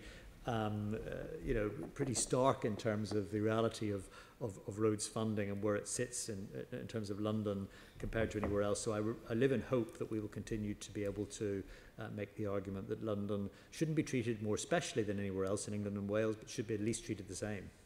Well, I mean, as far as I understand it, Londoners pay vehicle excise duty. Highways England has a budget which it allocates out to local authorities across the rest of the country. I, for one, do not understand why we would be excluded from that in London. It makes literally no sense at all to me, but that's the end of my questions for now. Thank you very much. I'm going to pass on. Before I pass that on to Assemblymember Berry, just for clarification, the government hasn't withdrawn any money from roads, has it? What it has refused to do so far is devolve vehicle excise duty to Transport for London. Is that correct? Well, if you go back in history to the general grant that has been withdrawn by government, that was largely to pay for roads and the subsidy. Well, on that's a matter for you, isn't it? But no specific roads funding has been withdrawn by the government. Not specifically allocated from there. That is technically true, Chair. So I wouldn't want the committee to be misled. Yeah. But as Simon says, clearly, given the amount of spend compared to income we get for the bus network and the road network, clearly a large proportion of the operating grant that we had historically always had from government was being spent Well, the on shortfall is around about income generating. It's around about £300 million, isn't it, the shortfall? On Sorry? roads? It's around about £300 million, according to your business plan Yes, presentation? on average, yeah. Okay, Yeah. no, that's fine. I mean, I think we would all agree, and we do, that vehicle excise duty should be devolved down to London. I think that was one of the key recommendations of the London Finance Commission 1 and 2, and I don't think there's any dissent in the room that should happen. Thank you. Assemblyman Berry. Yes, I have a few more questions about the Healthy Streets spending. I wanted to look at the long-term spending on the street side on the Healthy Streets side of the capital plan, because that appears in the budget for the first time, I think, going forwards up to 2037. Sort of estimates of what might be needed. So I'm looking at page 51, the draft budget. I'm also looking at slide 30 in the pack, if that's helpful. Slide 30 in the pack talks about the long-term commitments and the need to invest to achieve the MTS goals. And one of the main MTS goals is the mode share, the mode shift to 80% sustainable modes. On the bottom of slide 30, it says you're going to need £3.3 billion of annual investments through to the late 2030s of enhancements plus renewals. So that's interesting. Then also there was a presentation to the board, the update on the Mayor's Transport Strategy in May that said the same figure again, 3.3 billion a year over the next 2 decades, and it's greater than your anticipated income. So that's kind of what we've just been talking about, and that goes right forwards to 2037. The only problem I've got with the budget here is I can't find 3.3 billion a year out of any of the budget lines. So I've tried combining enhancements with renewals as per the slide, and that is not adding up to 3.3 billion a year. So what are we talking about here? Because it's not the big major projects like Crossrail, is it? It's the other things. So the money, the 4 billion or the 3.3 billion here is the total amount that the MTS assumes needs to be spent in each year in order to deliver the MTS outcomes. That was reflected in the National Infrastructure Commission's National Infrastructure Assessment within the 1.2% of GDP fiscal envelope. It's always therefore assumed that additional funding for the totality of that 4 billion over and above the amount of 1.8 billion that's devolved to the Mayor in the form of retained business rates would be sourced from that national fiscal envelope rather than TfL's budgets. TfL's budgets reflect the business rates that the Mayor has devolved to him. I totally understand that. I'm just wondering where 3.3 billion itself comes from when it comes to breaking down lines in the capital strategy. So it's in both the Mayor's Transport Strategy and in the National Infrastructure Assessment. It's in our not budget, in the budget document that we have here. It's not in the budget document because we don't have that amount of funding. So we right, only so the reflect budget the document is what you funding. can spend. But then the next page, sorry, my page number's obscured, 52 of the budget has spending need versus shortfall. I mean, it is setting out that same calculation. That's why I'm wondering about why I can't reconcile the numbers, because it's the same argument, and I agree with the argument.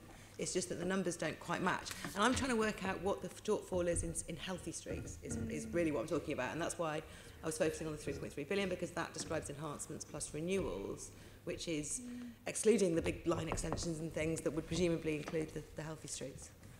Yeah, so there is a difference as well. The TfL's, the budget document is stated in outturn prices, so they're inflated from today, and there is therefore a very large element of inflation in those numbers by the time you get to the outer years of that longer term strategy. So it's effectively, is it the 100.5 billion number without inflation? Because that resolves to 6-point-something billion a year if you divide that by 15 years that are in this.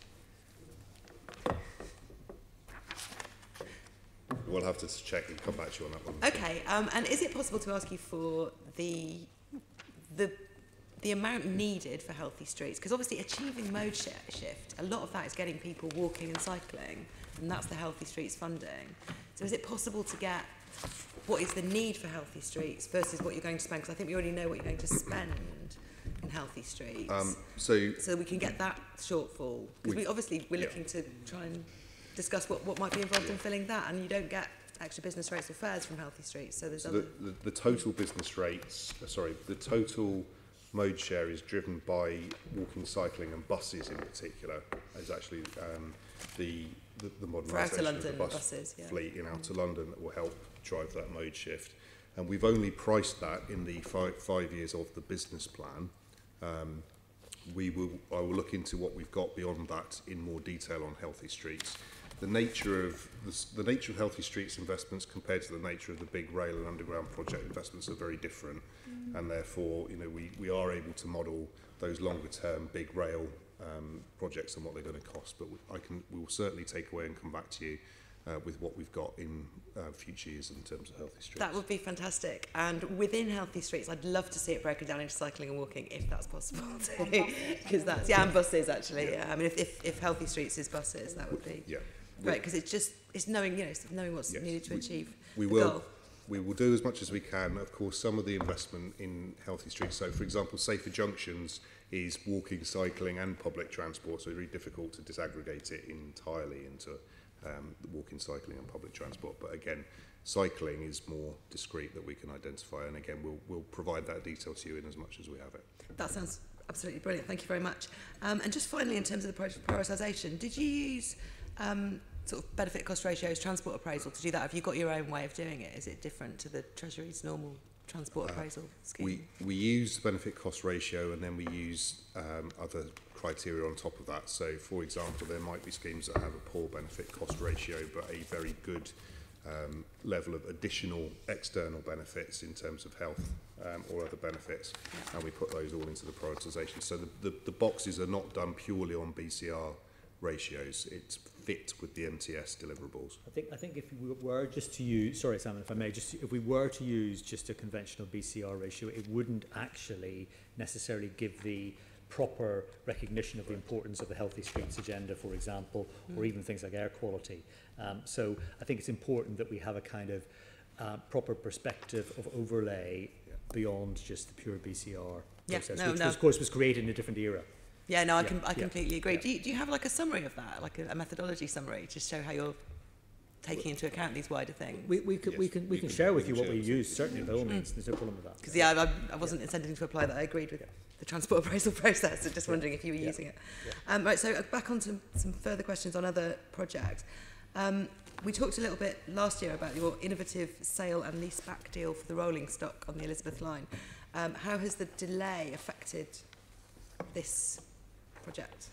So it has, because we've received many of the rolling stock units and are working with Bombardier, it hasn't affected it. We've had a huge interest from global participants in the rolling stock market, and we are going into a final round to secure the best possible value for the financing transaction, and we are very confident that we will secure a very well-priced deal for the sale and lease back over the course of the next few weeks.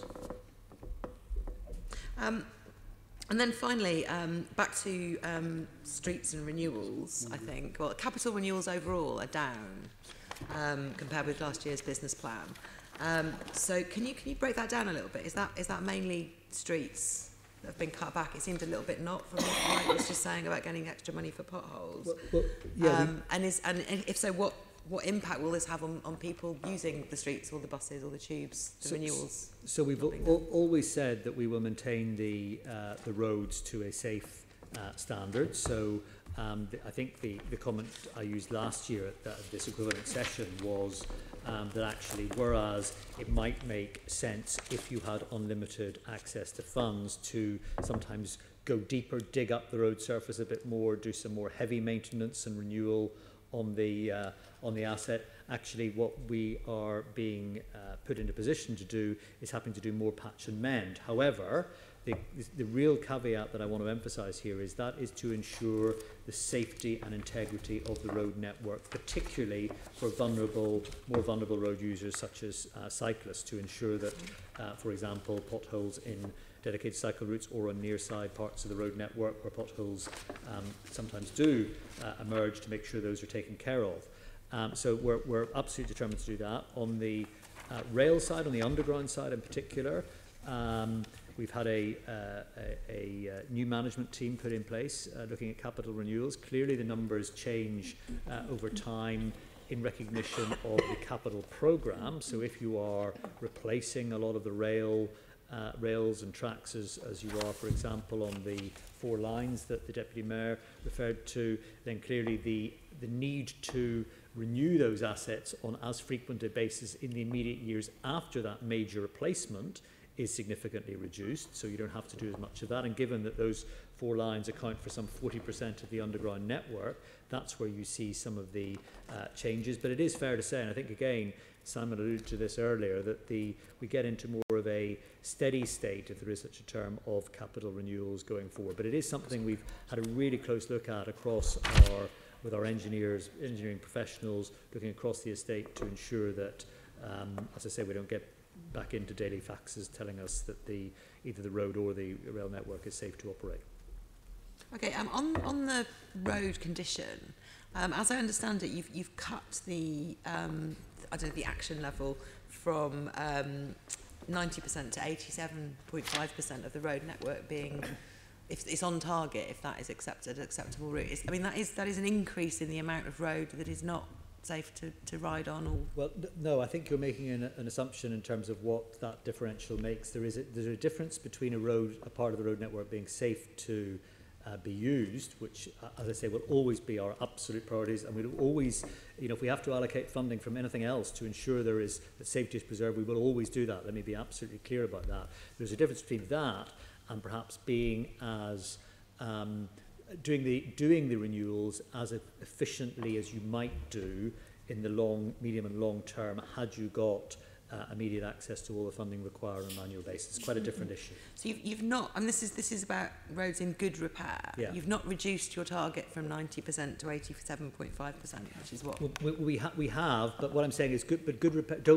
All I'm trying to say, I'm being a bit clumsy in my description of it. That good repair does not equate to there being a defined safety risk, particularly for vulnerable road users. However, we always did make it clear that there will be parts of the strategic road network, the Transport for London road network, where there will be less than effective surfaces for motor vehicles, and that is a reality of where we've got to because of some of the funding challenges that we talked about, particularly in the removal of operating grant. But that's not the same as not ensuring that cyclists in particular aren't properly looked after in terms of safety. Okay, I think I follow that. So although you're going to allow some of the roads, more of the road surface to be not in good repair, where there's, like you say, down near the curb, that's our or on a cycle priority. route, that would be a higher priority and not absolute acceptable. priority. And indeed, I was walking parts of the road network on Friday afternoon, having exactly that discussion with the team. Okay, that is useful to know. And what about other cuts to the capital renewals? You said some of it was savings that you don't need to make because things are brand new and don't need as much maintenance. Are you cutting down on things like bus renewals? I mean, presumably you're accelerating bus replacement. There are a couple of things as well. There's we were required by the auditors to reclassify all of the emissions improvements to the buses as operating spend. They had previously been in this category. So actually some of that's so there is a technical accounting reclassification between capital and operating spend. So we're still spending all of the money to deliver the full retrofit of the nitrous oxide emissions equipment on all of our buses, but it's now taking place in the operating spend rather than the capital spend. So there are some items like that which are just, the money's still being spent, but technically have been reclassified. Can you give us an account of that, like what's been moved for each year from where to where? We'll give you that. There also is, I think it's also fair to say that again, and this is out with the focus on safety, just I will, say that at every eventuality, because it's absolutely true that we're focusing on safety. But if it is also true that there has been a bit of a reassessment during the course of this year on some of the practical deliverability of some of the capital renewals work that we need to do, because clearly when you're doing sort of the scale of work we're doing on safer junctions, on other healthy street schemes, or you're doing the scale of work that we've been doing on the underground network, clearly the ability to get in and do some of the other work is just in a practical point of view is not, there aren't enough hours in the day to be able to do some of that. So there is some deliverability issues around this as well. But we can give you the split of that if it would be helpful to, you know, look at the difference between the reallocation of spend as well as some of the practical delivery issues as well, and give you the reassurance on the safety issues. That would be really useful. I know we've been asking questions about the underspend on the cycling budget, for example, which I guess is an example of that. Well, getting things through. Well, the capital spend on cycling, I think is, you know, clearly there is always a gearing up phase to be able to deliver some of the major schemes that happen. So these inevitably go in some cycles. The key thing is that in the overall plan, we are increasing the amount we're spending on cycling schemes. Now, clearly the work that you have to do with the boroughs, because many of the roads and the schemes impact directly on borough roads and borough estate, requires a huge amount of collaborative work with them. And I do think, if I may, it's really for the Deputy Mayor more than me, but I think working with some of you as Assembly members in supporting those discussions that we have, most of them very positive with boroughs, would be very useful going forward. Okay. I might stop there. Sorry. Okay, I've seen in order Assembly members Pigeon, Deval and Prince. Assembly member Pigeon. Yes, I just wanted to pick up a couple of capital programme schemes. Rotherhithe to Canary Wharf Bridge is one of them. It's now listed as ongoing, but it was hoped it would open around 2024. Is this no longer the case? I can't remember the exact opening date in the business plan, but I can say you'll recall in last year's plan that we provided money from the growth funds to help the development of the bridge. We fully provided for the bridge to be funded in this year's business plan, so it's very much on. My recollection of a completion date of 2024 that you allude to, Assembly Member Pigeon, is that is still broadly the same, and that we haven't changed the provision in the business plan with respect to the Canary Wharf to Rotherhithe Bridge from one year to the next. But I'm sure we could provide confirmation of that in writing to you. That would be helpful, thank you. And then the Northern Line extension, which we've touched on today, I know there were some issues over private land around, must have been around Battersea, and there are some potentially additional capital costs. Have there been? Can you update us on that, or is the dispute still ongoing, or is that resolved? It's not fully resolved, but I think it's fair to say we were in a very much more collaborative state, both with our own contractor, Ferrovial Lang O'Rourke, and with the developer of the power station site. So I think we're making good progress towards resolution, and none of those issues are having any impact on the programme progressing. Yeah, also the programme's delayed by about 9 months, and you'd explain that. But is there an additional capital cost as a result? Well, it's fully budgeted within the business plan. Cost projections are broadly in line with the original budget set in 2014, so there have been some ups and downs within the detail, but broadly we're aligned. Okay, and actually, I want something on revenue there, but I'll ask that when we come on to revenue. Bank closure you mentioned earlier, linked to the Northern Line extension. How long is that, and is that going to have any implications for the budget if it's a lengthy closure? Well, no, that was always planned that we would have to do it as part of the bank station upgrade. Just to give you a bit of detail, it's probably one more for the Transport Committee, but actually it's similar to the work that we did a few years ago on Angel, where you basically create a brand new wide platform, realign the track, and that is currently scheduled for the summer of 2021. So it's not, you know, the idea is you do it in that period of time that there is a slight easing of demand because of holiday times, etc. How long is that block closure, and is there any budget implication? Well, it's in the budget. It's fully budgeted. Yeah. It's fully budgeted. Okay, can you give us what the figure is? Not off the top of my head, I'm afraid. Probably will. Okay. Probably will. How long is the closure? It's for I think it's for 3 months in the summer. Thank you. Yeah.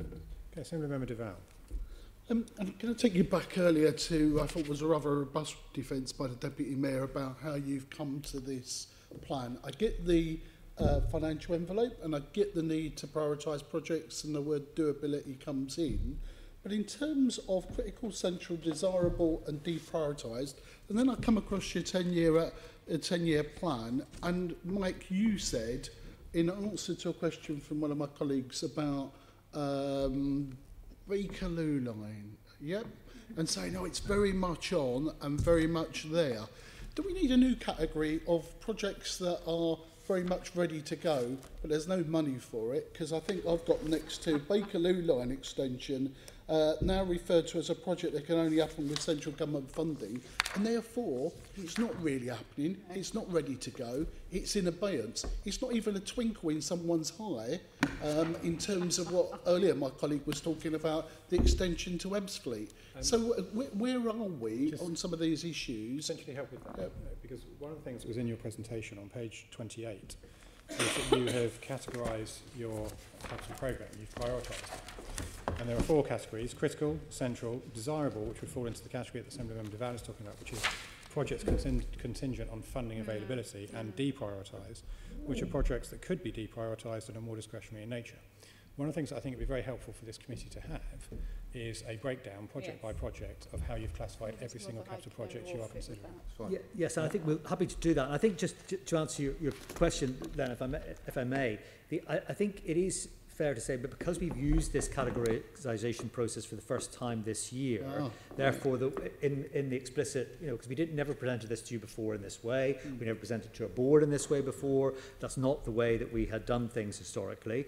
And so one of the things is that it is a twinkle certainly in my eye, but to ensure that there is a certainty of the pathway to get to funding is really important. So it is dependent on getting a certainty of funding going forward to deliver the Bakerloo Line extension. I think when we talked about it last year, we weren't as explicit in making that point, albeit the reality may well have still, I still thought been we there. were, because last year I think we got to a stage where another category, this could only happen if local authorities empty their wallets. And TfL, I can distinctly remember the Mayor saying last year and previous years, Bakerloo Line can only happen, a bit like the tram extension, if we can get the funding approaches of whatever. What wasn't mentioned last year, this can only happen with government money or government support. Now, I don't mind. See, I welcome the approach that you're taking, because I think it's good, it's straightforward, and it's where we ought to be. What we want is a transparency and to see where projects are, because that Bakerloo Line is probably quite far advanced. We want to keep it alive, but in reality, it's not going to be a year late or 2 years late. It is stopped. And that's where we should put it. It may be ready to go, but it's actually not live at this moment in time. It's ready to come off the shelf and ready to be done. And what's going to be interesting about this is, depending on how long it stays on the shelf, there may well be other priorities that will come before it when you come back to look at it in a number of years' times. Now, this is a project in my patch, and I actually support Gareth in the project about the other projects. Things change, priorities change, and there will be different gradings as it goes. What I don't get from your business plan or from this, and I think well done for reprioritising where you've got to in a very quick space of time, when you've been shoved into an area from Crossroads. I'll give that to you. But in terms of transparency and openness, I know you want to give me you want to be nice to me, and everyone's a winner. But sometimes you can't. You can't be a winner when you're prioritising in this way.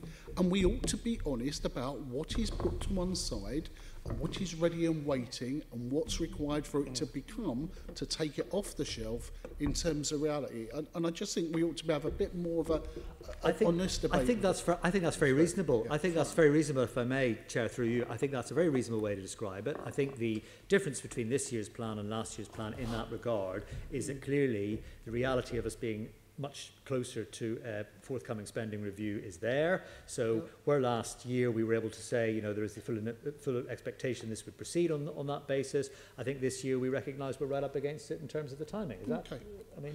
All right. I think that's fair. I've also got quite a unique perspective on this particular project, for example, because whilst, before I came into this job, I was aware that, there is incredible development opportunity around the proposed extension of the Bakerloo Line, which could yield developer contribution. And of course there's the question of, you know, the fares that may start to come to TfL in the future as opposed to being paid to South Eastern. It always seemed to me, from an outsider's perspective, I would say, a year ago, that a scheme such as the Bakerloo Line extension, which may, you know, cost a couple of £1 billion to do, that sort of scheme is likely to require a contribution from central government to actually get it off the ground. Because if you look at things like the Four Lines modernisation project, if you look at the Northern Line extension, all of these big capital investments have actually required some money from central government.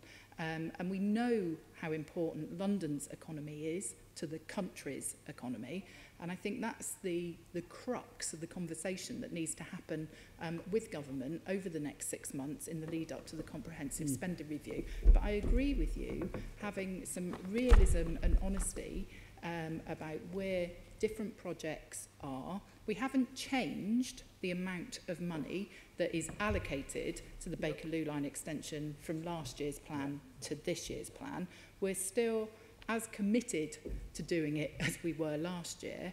We just need to have a frank and open conversation about how you put the funding package together to deliver and to put it. A time scale next to it, isn't it? And you're not able to. See, because I'm looking at your 10-year, slide 29, and your ongoing, apart from livable neighbourhoods, I thought was the trash can. Actually, projects that aren't going to go anywhere at the moment. You're telling me that's not the case. Okay, I accept that. But Silvertown Tunnel, right, in terms of that, is it delayed because of the financial situation, or is it delayed because of the technical issues? Is it still going ahead? Now, I only found that out because I read that from a local blogger. I didn't get it from your TfL information of where you are in some of these projects. And that's why I say, is there another category here of when you take projects out? So Camden Town Station is in the category of the Bakerloo Line at the moment. Mike, you're telling me it's live, but it's not really live because on the information that we've gleaned from the various bits of papers, you've cancelled it. Now, the reason why I raise this particular issue is Andrew Dismore has been in contact with me and no doubt will be contacting you shortly and giving you that the warning, is that this was a station that was actually come on the scene not just as an opportunity issue, but about dangerous overcrowding. And it was largely going to be funded by a commercial opportunity in terms of building houses. Now, we've had this discussion before, whether the social housing, affordable housing element made that less costly or not. What is the issue? One of the issues my colleague will do, and it goes back to the issue that the chair raised, is about in taking that decision that you did, nothing wrong in taking that decision, why have I got it wrong? Was it not going to be funded extensively or largely to do with overdevelopment around the site? It was, you're quite right. So is it live, and is this being delayed, or is this now put on the shelf to come back at a future opportunity? That's the bit that I can't quite get in my mind, and no doubt Mr. Assembly Member Dismore will come back to you on it. I've no doubt. In terms of Camden, there is work still going on. You're quite right with third-party funders to see what contribution of funding can be allocated by them to this project. It is a very important project. However, it still required quite a significant contribution from us at this moment in time. You're right. It's not where we'd want it to be in an ideal world. So that again is one of those projects, a bit like use the example of the Bakerloo Line, where we want to continue to keep it simmering, but not actually make a commitment to entering into the next phase of its development delivery until we see where the spending review plays out. Now, in the coming years, and I've raised this question before, and who am I? I want more affordable, I definitely want more social, rented within that affordable category. But if it becomes a barrier to providing this sort of improvement, enhancement in terms of public transport, where is TfL on that, and in those conversations with the mayoralty about is desirably saying all your housing over TfL sites have got to increase in terms of some of that affordability stroke social renting? Well, I think we've worked extraordinarily well with the mayor and the mayor's housing team on this to ensure, as you will well know, that the the remit that the Mayor has very firmly given me, and I sit on his Homes for Londoners board, as you're probably aware, in this context as well. The remit is that our overall estate has to be 50% affordable. So that continues to allow me and my team the flexibility to ensure that on particular site-by-site basis, where there is greater overall value to be extracted from so-called market rate developments, that is able to make a net contribution overall to TfL finances going forward, but also allows us to concentrate on other sites and having them over 50% affordable, so the overall portfolio 50%. At this moment, and I would tell you if I thought this was a problem, I really don't think that has been an impediment to us with those dual aims of ensuring funding comes in to our finances, but also to allow us to deliver, very importantly, decent affordable housing for Londoners. Thank you. Right, members, on this section I've seen Assembly members Prince and Berry, who I'll come to in a moment. I would just like to point out to members that prior to the meeting a couple of members indicated they needed to leave at 5 o'clock. We are less than halfway through scheduled slate of questions, and it's now 10 to 4, so I just put that out there for your consideration. Assembly member Prince. I was going to not ask, but actually it's a perfect segue into what Assembly Member Tfl was saying, so I'll have to go forward.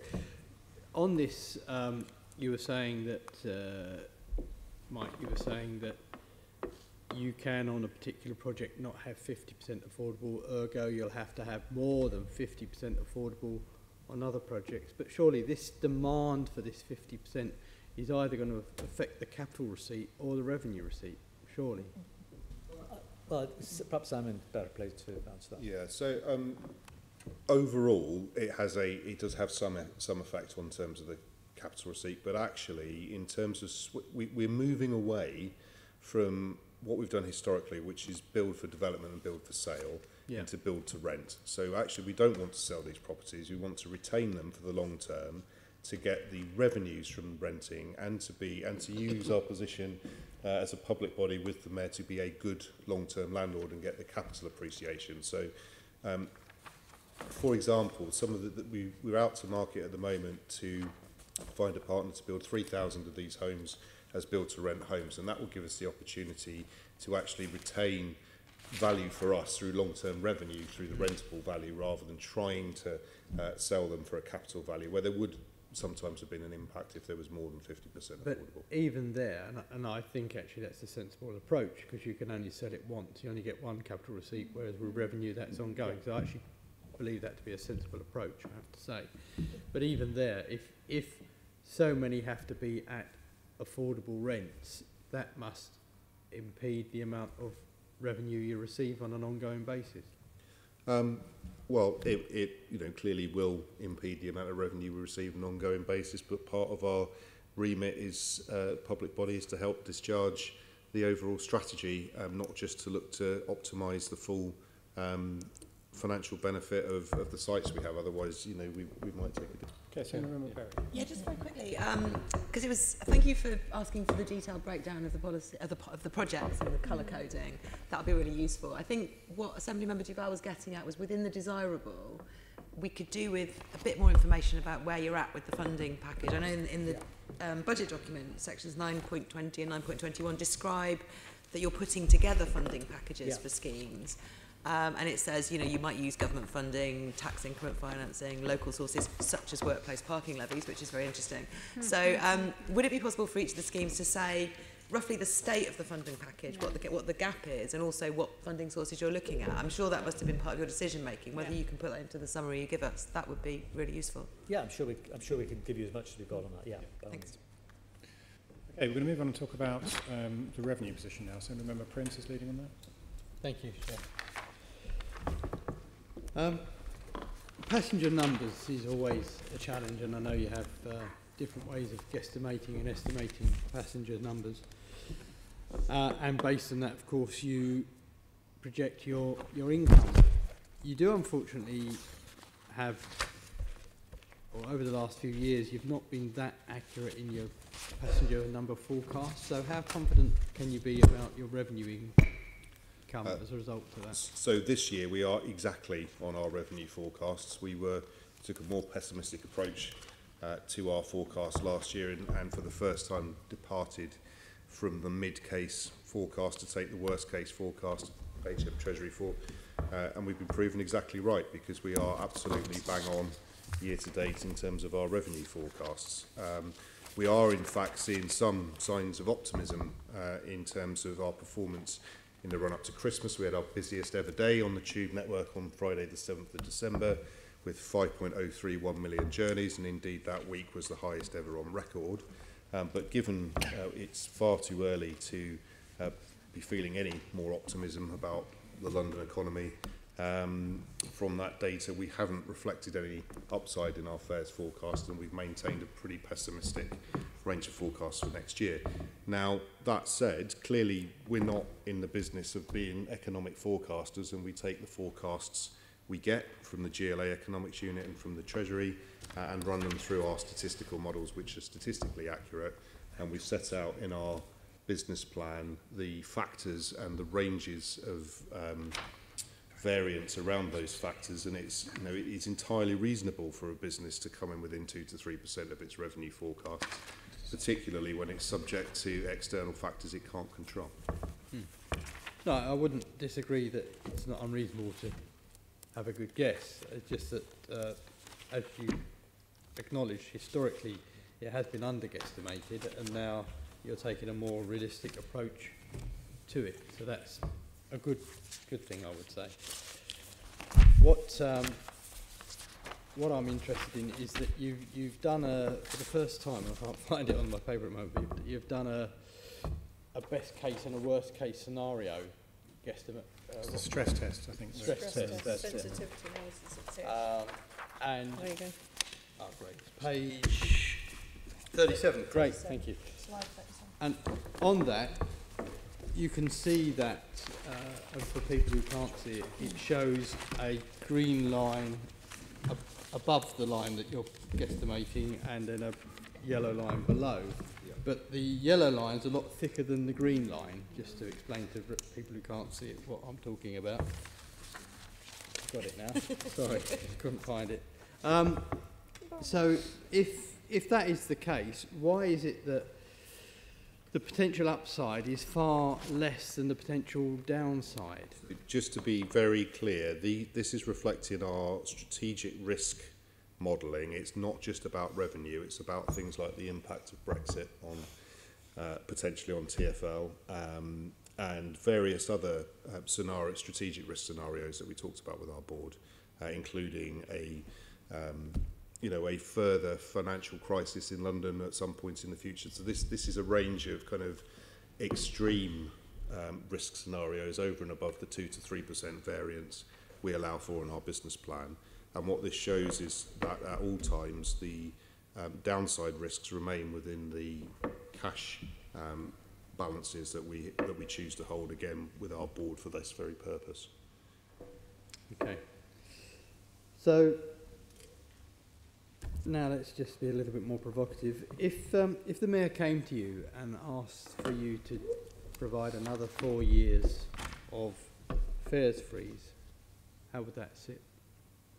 We'd have to consider where we were in the economic cycle, or in the reality of where we were as we approached a mayoral election, or the immediate aftermath of it. The great advantage we've got of doing an annual budget and of an annual business plan is, in common with many other businesses, is that you construct that plan based on the prevailing circumstance at the time. So as Simon alluded to the fact that we've had some recent positive days, or indeed weeks, of demand on the tube network. There are some different challenges in the bus network, because notwithstanding its highest ever levels of reliability and customer satisfaction, which it has, the reality is we believe there are fewer people in the 18 to 25-year-old bracket now in London than there were previously, and are projected to be for whatever reason.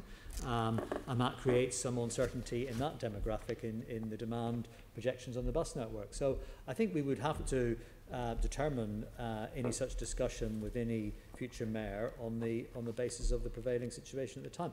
I would just say, though, that I think the benefit that we have seen for the average household in London of the fares freeze in terms of the overall additional disposable income that is created for people to spend on the wider London economic economy is quite significant, and I think the reality is that the fares freeze that has prevailed in this mayoral term, notwithstanding what may or may not happen in the future, is one that lasts forever, because if you think about it, any increase that were hypothetically to happen going forward would be, of course, against a lower threshold of fares of where they are. And the other thing that's worth commenting on is that there is some evidence still remaining that the demand falls that we've seen, or the less robust demand we've seen on the underground in particular, has been cushioned somewhat compared to the train operating companies serving London,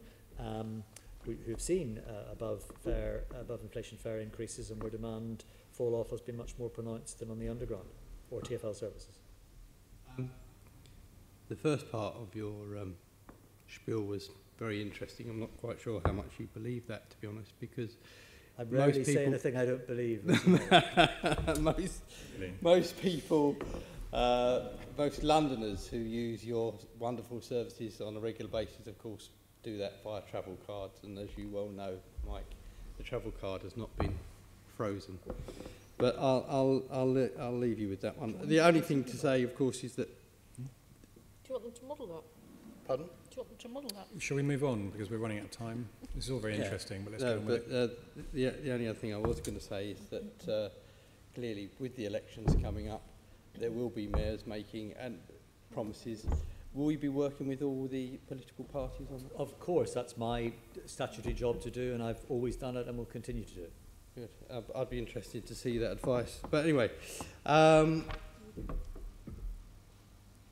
you mentioned earlier about the Reading to Paddington line, and you half answered the question I was going to ask anyway, because you're saying that the contract that the existing TOC has will be expiring. How near are we to getting that to work?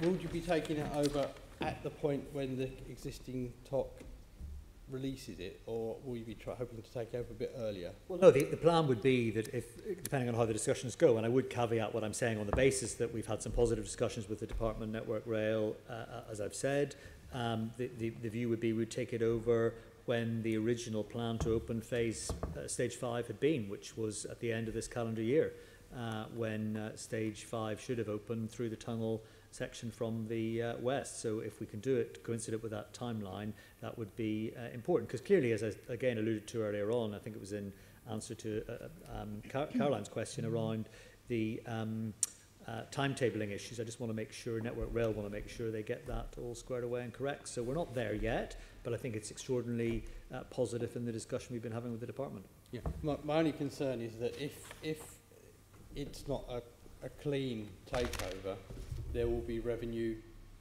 benefits and revenue costs either way. Someone will have to be compensated for things not happening in the right time.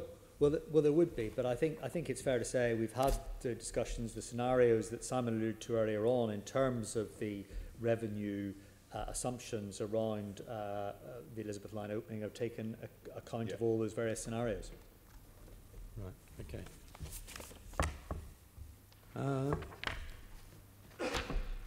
I think I'm going to, sorry, there's one other one. No, that's been, you've actually answered one of my questions earlier. I think we're going to leave it at that, Mr. Bernie, in the interest of time. Did we get the revenue? No. We wanted to know how much money the potential taking over the line might raise. 190 million over 3 years. 190. 190 over 3 years. Thank you. How much would it cost to run? Is that a net figure? That's a net figure. Yeah. That's a net figure. So that's significant. Sorry, that's what? That is a net figure. That's a net figure, so it's 100 nice profit. Okay, yeah. We have the answer. Okay, we're going to move on and talk about turning a deficit into a surplus, which is another key part of your presentation. So we're going to start with you, Mike, don't we, really? How likely is it that you will reach a surplus in 22-23? Give me a percentage figure.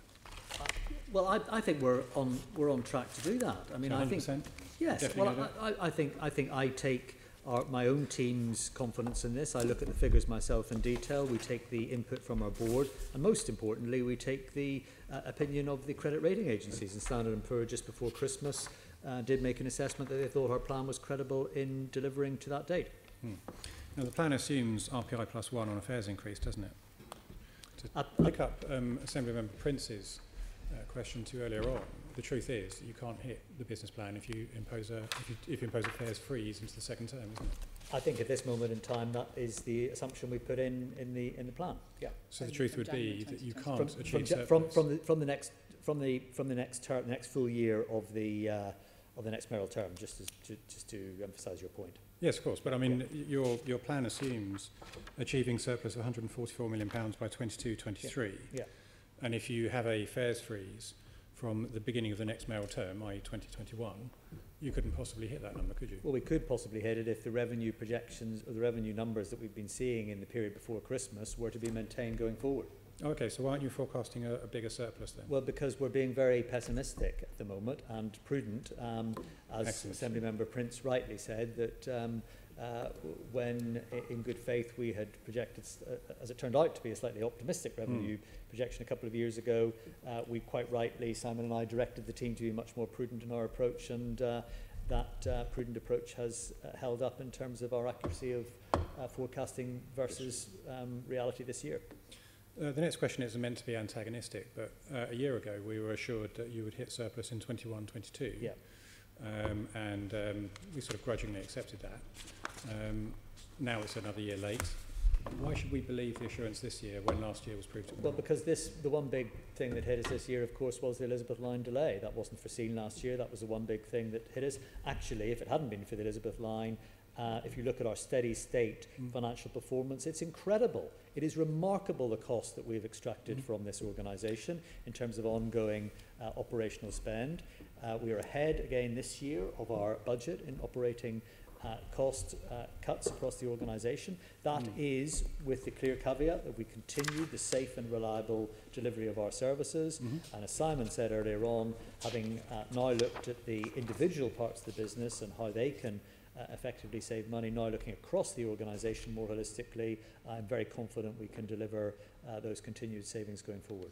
Sure, but savings, of course, are only one part of the solution, aren't Yeah. they? And the real game changer is the Elizabeth Line, as you've just said. Yeah. And a year ago it was on time and on budget, and now we don't have an opening date. Yeah. So why should we sit here and be confident in what you're saying to us about hitting surplus in 22-23? Well, as I said earlier on, the very outset of this discussion, Chair, the reports that we've had into the Elizabeth Line by independent reviews we've commissioned and have reported back into the Elizabeth Line give us confidence that was in the range of delivery dates of those reviews, independent reviews, that the dates are deliverable, and therefore the revenue stream should be forthcoming. And by the way, also the forecasting of the revenue for the Elizabeth Line is something we've had an historic very good track record of. So for the East London Line, for example, the forecast were 33 million passengers for the route between West Croydon, Crystal Palace to Dalston Junction opened. It actually opened, it increased to 39 million when the route was extended to Highbury and Islington. Actually, we saw 32.3 million coming in originally, so it's well within the range of variation. I'm very confident that our revenue forecasting for these new openings of lines is hold up very strongly from our historical record. But much of it will hinge on when the Elizabeth Line opens. And you're not confident enough in this meeting today to give us a date. No, but I have given you, we have, as Simon said earlier on, we have worked out our revenue predictions based on the 12 to 18 month window in a number of scenarios that I believe covers all eventualities other than a significant catastrophic event, which I alluded to earlier on, which is actually very difficult to put in a budget or business plan. In the absence of a catastrophic event, then, the earliest opening date of Crossrail is when, and the latest date is when? Well, I'm not going to talk about the earliest opening date in terms of, I mean, clearly the autumn date was mentioned by the previous management. It is up to the current management, the new chief executive, to determine the dates going forward. We've made a set of prudent assumptions, notwithstanding anything that the management of Crossrail has told us. And I've told Simon, I directed Simon to be extraordinarily prudent in those revenue assumptions, so that there was some flexibility with the dates when Mark Wilde has done his work and delivered a robust plan, which no doubt he will come to committees of the Assembly in due course to talk about. So, Simon, in this pivotal development in your business plan, what was the prudent latest date assumption that you had for the opening of the Elizabeth Line? Well, as we said, we've modelled dates up to 18 months beyond the opening dates. Right. So in the worst case scenario, 18 months, so 18 months beyond the opening date? Beyond, you mean beyond December Beyond 2018? the original stated opening dates, yes. Okay, so that would be August of 2020? June. June 2020? Yeah. Okay. So June 2020 then we're saying is probably the latest date in order for your business plan to be realised? That's the scenarios we've modelled, yes. Okay, that's fine. How much flexibility do you have in the plan? So, for example, if it starts to deviate, if it's looking like you're not actually going to get to it, have you identified areas of expenditure that could be reduced or reprofiled in order to get you back on track? I think what we've identified is that, I mean, we have clearly the formal process of submission of a business plan and a budget is there is an annual cycle that we do to meet the GLA requirements and to meet the statutory requirements that the Mayor has and that the Assembly has. I would just like to assure you, though, Chair, that we have an ongoing discussion based on current revenue forecasts, current spend against capital programmes, how that spend profile is looking. The very reason that I set up when I took over this job a single capital programmes function across the whole of TfL was to have in one place all the major projects sitting together so that we could properly ascertain the spend profiles of those individual projects sub-element by sub-element. So we have a continual discussion internally within the team as to what flex we might need to apply, whether we need to be having discussions with our supply chain, some of which will inevitably be commercially sensitive, around payment profiles, around everything else you would expect from a multi-million pound capital programme. Okay, so I'm talking specifically about your revenue line rather than your capital line, but if passenger numbers continue to drop, if particularly bus numbers continue to drop, you've identified ways that you could counteract that in order to keep the business plan on track to deliver the surplus when you say you will. So we've actually, to cover the bus point, we've assumed that bus passenger numbers fall between 1% and 2% a year over each year of the 5 years of the plan. And as we demonstrated last year when we found an additional 200 million in-year savings, we work on ways in which we can mitigate any further downside as we need to. Okay, so the summary then is that you're confident that the business plan is robust, that you have sufficient flexibility within it to withstand unexpected shocks, short of the catastrophic one that we talked about earlier that might prevent Crossrail from being open by June of 2020. Can I make a point here as well? I mean, one of the things that is the elephant in the room in this discussion that we've not talked about is the fact that, you know, in a couple of weeks' time, we're expecting some sort of decision out of Parliament on what is going to happen at the end of March. I think the biggest risk to TfL's business planning is actually a catastrophic no-deal Brexit. And so I can sit here and say that as a result of my 6 months in this position, you know, the work that has been done and demonstrated to me in TfL in making savings gives me confidence about the ability of the organisation to actually reduce costs and still deliver a high quality, reliable public transport service to people. I can also sit here and look at the forecasts and projections that were made last year and see that actually they have been shown to actually be correct over the last 12 months in terms of passenger numbers, fare revenue. And so, you know, if you want a summary of the situation, the summary is that actually there is a lot of confidence in the ability of the organisation to deliver and in the robustness of the assumptions and projections and estimates it is making. There are a whole range of external factors that could impact upon TfL's financial health. And you know, the strength of the economy in London is probably the biggest one. I have to refer you to comments that were made earlier on in the presentation where we were assured that those have been taken into account. So I appreciate the strength of what you're saying, but we've already been told that those have been taken into account in the business plan. Is that now not the case? I think what Simon said was a financial downturn has been taken account in the business plan. That is something short, though, of a catastrophic downturn. So I hesitate to use the same word that I used for a failure of the capital programme on Crossrail scenario. But I think it is fair to say that we are entering unknown territory here. I just don't know where we're going to end up as a macroeconomic. Now, I've got huge intelligence data every day, every hour of every day, of the number of people entering and leaving every single station on the underground network and entering every single bus on the bus network. So in many ways, we have a tremendous amount of data available to us. Clearly, there will be some issues that could possibly emerge as a result of some macroeconomic factors far beyond our consciousness at the moment. I think that's the point. The question I'm asking, Commissioner, is how much this has been factored into the assumptions you've made. And you told me you've taken a pessimistic approach, which I think is I can't factor in something that is unenvisageable because it's never happened, it's never played out in history before. Well, of course not, but I'm trying to get to the point of understanding exactly what assumptions you have made in this business plan. Because, let me finish my point, because this is, I think, the third business plan that I've seen in 5 years, and the previous two have been wrong. So it's not an unreasonable question coming from this side of the room to understand exactly how robust and prudent your assumptions have been. Well, I think all I would say is if you look at any FTSE 100 company, they would give their eye tooth to have the accuracy of our revenue demands and our cost-saving programs, where we've invested, for example, some 87 million in one-off severance costs for our senior management to deliver an immediate 111 million return. Commissioner, the question I'm asking I can tell you, most FTSE 100 companies would be delighted with such I'm sure they would, Commissioner, but the point I'm making to you, the question that I'm asking of you is exactly how much confidence this committee can have in the robustness and assumptions that you've made.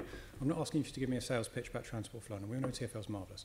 We want to know how robust your plan is and what assumptions you've made. So the demand projections that the demand budget we put in place for this year has proven to be absolutely valid. It's pretty much spot on in terms of the actual performance. So I think as ever, including with our cost-saving programme, our track record speaks for itself. But you were forecasting surplus next year, and it's now not going to happen until 2023. Yeah, because we didn't know about the Elizabeth line. That is one significant factor. Everything else puts it in a much better place. But the trouble is, Commissioner, you haven't been able to give us an opening date. And surely, this is the real elephant in the room, actually.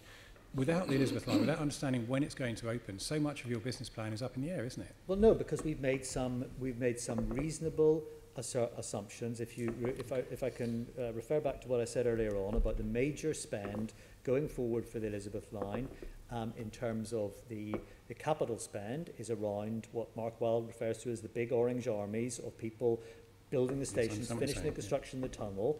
And the revenue side, in the testing side, the cost is much less. Clearly, it's in a time imperative to get the systems then up and running to allow us to open, first of all, the central tunnel section. But all the work that we've been doing on this so-called Stage 5A of running trains from Reading into Paddington at high level is all part of the plan. And I'm very confident. We have crawled all over this, and believe me, Simon and I don't allow our team off the hook on this at all in terms of pouring all over a pessimistic, prudent approach to our plan. I'm very confident that has been reflected in the writing of this plan. Yeah. The trouble is, and I don't want to be unduly cynical, is that we've heard that before, and it's been proven to be wrong. Well, I think what you have heard before is that we have a savings plan out there that we have delivered against. Over-delivered against. No, we've heard that the plan would be on target. We have over-delivered our savings plan. Yeah, every year since I've been Commissioner. I think we're comparing an apple with an orange here, Mike. Every year since I've been Commissioner, every month of this mayoralty, we've spent less on operational spend. Yes, but we're talking about the totality of your business plan, Mike. Following 16 years of spending more. We are talking about the totality of your business plan. And we were presented with a business plan last year, which we've had to revise because it was wrong. But actually, even if you look at this year, for example, we are projecting to finish the end of this year £200 million ahead of where we predicted to be. Now, we've had to deal with something that is very, very challenging in terms of the news that has come out of Crossrail Limited in the last 6 months. The scale of that challenge, which in the short period of time that I've been in post, has mushroomed, to be honest, is something that I don't think anyone sat around this table could have predicted, whether it was 12 months ago or 6 months ago. What we have done is actually look at those challenges that we are facing, make some cautious and reasonable assumptions which actually go beyond what the management of Crossrail are saying at the moment, given that they are having to do some more work to define a schedule. And I think it is the responsibility of the Commissioner and the Chief Finance Officer to actually take a prudent approach to this. I feel reassured that they have done that with respect to Crossrail. But let's just go back to some of the basic points, Assembly Member Bacon. Crossrail is one of the challenges.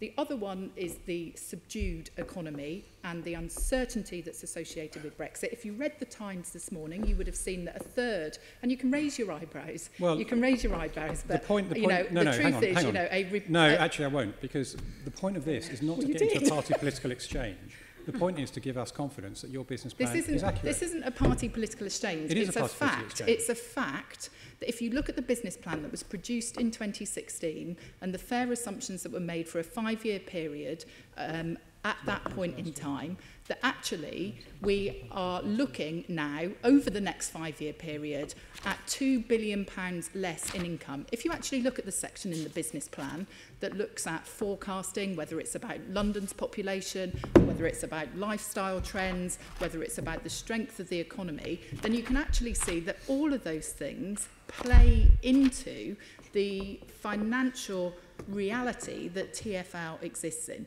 You know, you and I know, and as I said at my confirmation hearing back in June, that public transport in London and its usage does not exist in a vacuum. Mm-hmm. And so, you know, the caveat that I would place on the confidence that we have around this business plan is about what happens if the absolute unexpected happens in the next couple of months, and that is that there is not some sort of deal between the government and the EU with respect to Brexit, and the worst comes to pass. And I think it is a reasonable point to make in this forum that that is a very, very significant challenge that London is dealing with and that Transport for London is dealing with. Fine. So in the absence of the economy falling apart because of a no-deal Brexit, you're 100% confident that this business plan will be delivered as it's written? I am confident in the absence of those big external shocks that we've talked about. Well, that's what we've just agreed, so that's fine. We'll move on. Commercial income, Assembly Member Pigeon. Well, actually, I did have a couple of things on revenue that I had meant to, but I was distracted at the time. Could I just go back and ask on revenue before commercial income? The Northern Line extension, I'd asked the Mayor about the potential loss of fares revenue as a result of the delay back in December. He couldn't give me an answer. Could you tell me what you're estimating the budget for that loss of revenue because you've delayed the Northern Line extension? No, I think I haven't got it specifically for the Northern Line extension, no. Well, are you able to we'll provide it, yes. in writing? I think there's a wider point around that as well, and this is a subject that I've discussed with TfL officers recently, which is, of course, the projected revenue from the Northern Line extension really kicks in when you've got the new commercial leases occupied, the residents moving into the development, and the whole point about when the Northern Line extension opens is that it makes sense to align the opening of that new piece of infrastructure with when actually large numbers of people are going to be in the new Battersea Power Station development. A lot of people that live around that development at the moment will be using other TfL services to get to work at the moment anyway, and so the revenue impact is in no way similar to the Crossrail predicament that we find ourselves in. I think there would be some, because you would have assumed at this point that you would have had the commercial lettings done and so on. So I'm interested to know, because you must have had some assumptions and that will have changed with the 9 months. We'll get you the detail. We'll get you the detail. And then also, in terms of looking at fares revenue in the next few years, are you looking at running Boxing Day services on the overground? Have you factored in a figure for that? And if you could let me know that, or I don't have that to hand. We'll let you know that as well. But then the wider thing in terms of income and looking at your revenue budget is the business plan talks of next generation road user charging beyond 2021. Is this something you are seriously starting to look at as a real long-term funding solution for the roads in London? Well, I think if I might take that one to start off with, I've been quite clear with Transport for London that the priority at the moment is to successfully get the next phase of ULEZ introduced, the first phase in April of this year, and then the expansion out to the North and South Circular in October 2021. You know, clearly it's important that we make sure that that scheme is operating properly, and that we've done all the requisite planning that is needed to make sure that works smoothly. You know, clearly there are some changes that we have consulted on and said that we would go ahead with, for example, removing the exemption for private hire vehicles from the congestion charging zone. So there are a number of different individual projects happening in this broader area, which I think, you know, we need to be reassured that the team at TfL, you know, all over those, and that we deliver those as smoothly as possible. You will be aware that what it talks about in the Mayor's transport strategy is over time looking at a way in which you can come up with a more sophisticated way of charging people for using the roads, one which may be based upon things such as distance travelled, the time of day that you're travelling, the emissions of the vehicle that you're travelling in. But given that we're doing something quite radical and bold and very new in April of this year, and then we will be extending it beyond that in 2021, I think that needs to be where our primary focus is really at the moment. Following that, it's something you will be looking at as a way to generate income and to get that modal shift. Well, you will be aware of what the Mayor's transport strategy says, and you will be aware about what the Mayor himself has said previously in exchanges of this subject. It's not something that we're going to be able to you know, crack on with in a big way in the next couple of years, given those other priorities, but certainly it's something that we would want to be looking at in the future. Lovely. That's great, thank you. Now moving into commercial income, sorry I forgot to raise those earlier. Obviously the committee did some work, you referenced this at the start, Simon, and we had done some research with YouGov, and Londoners were generally supportive of more electronic advertising screens, potential sponsoring of stations or tube lines, and potentially advertising around cycle lanes. What do you make of that, and is that something you might consider taking forward? Yes, so we absolutely welcome that research, and we will commit to taking forward to review what we can do to enhance all of our advertising revenues. Obviously there's been concern in the past that some of this sort of advertising could cheapen the brand, and obviously TfL and the Round and everything is a very strong brand. Is that part of your consideration with this, and have you got an agency or someone looking at this for you? No, I was just going to say, we are very conscious of that. I mean, I think, you know, some of the recent examples of where we've temporarily on a daily basis or on a short-term basis rebranded some of our stations for a particular commercial return. I don't think that we've had no pushback from people that has somehow compromised the integrity of us providing a decent, clear signage or information process for our passengers, which will always be our number one consideration. But I think, you know, there's a huge opportunity here. We still, in terms of the out of home advertising market, command one of the largest estates in the world, actually. There's a proposal which is in the final stages of, I think, various approvals for the Exterior company to be taken over by Global Media quite soon, and Simon and I will be meeting the Global Chief Executive at some convenient point to discuss further opportunities to enhance the digital estate, particularly in terms of advertising. You know, these areas are now hugely sophisticated, as you will know, that you can basically do some target advertising based on the demography of people's journeys. So of course it's totally anonymized data, individual by individual, but nonetheless people know where people flow from in the flows of peak demand or off-peak demand, and therefore can, on a digital platform, be much more imaginative in how those advertisements are put in front of people. And I think, given that TV advertising in particular is a falling market, as people tend to fast forward, unless they're watching a live event, tend to fast forward through adverts, our estate is still one of the areas where there is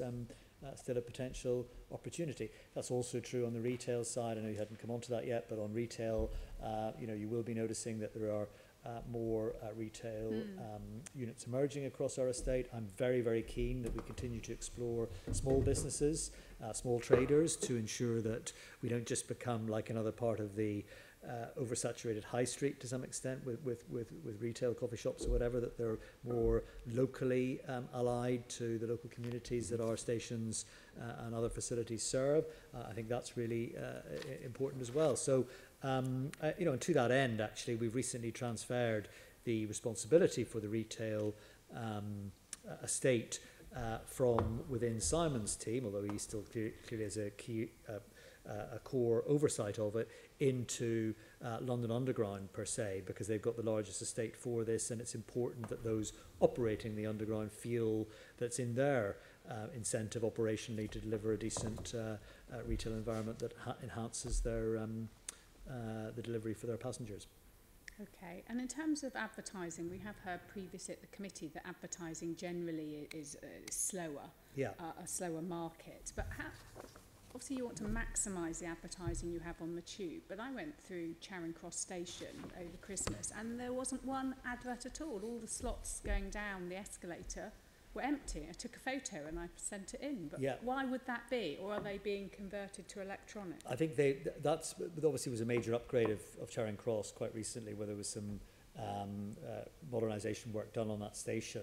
I say major, it was actually just an enhancement with some of the systems. So I think that was I think Charing Cross specifically, it was a phasing issue actually, of just not being certain that it was going to be ready for market at the time. But actually overall, I mean, there was actually quite a significant advertising over Christmas across our estate, and you know, again, we'll have a better sense of this when we have the discussion with the new owners of Exterior going forward. But I'm optimistic that them becoming part of a wider media group, and the clue is in the term media, you know, the wider global who operate several radio stations and other things, clearly joining up their marketing expertise for advertisers is very helpful in that regard.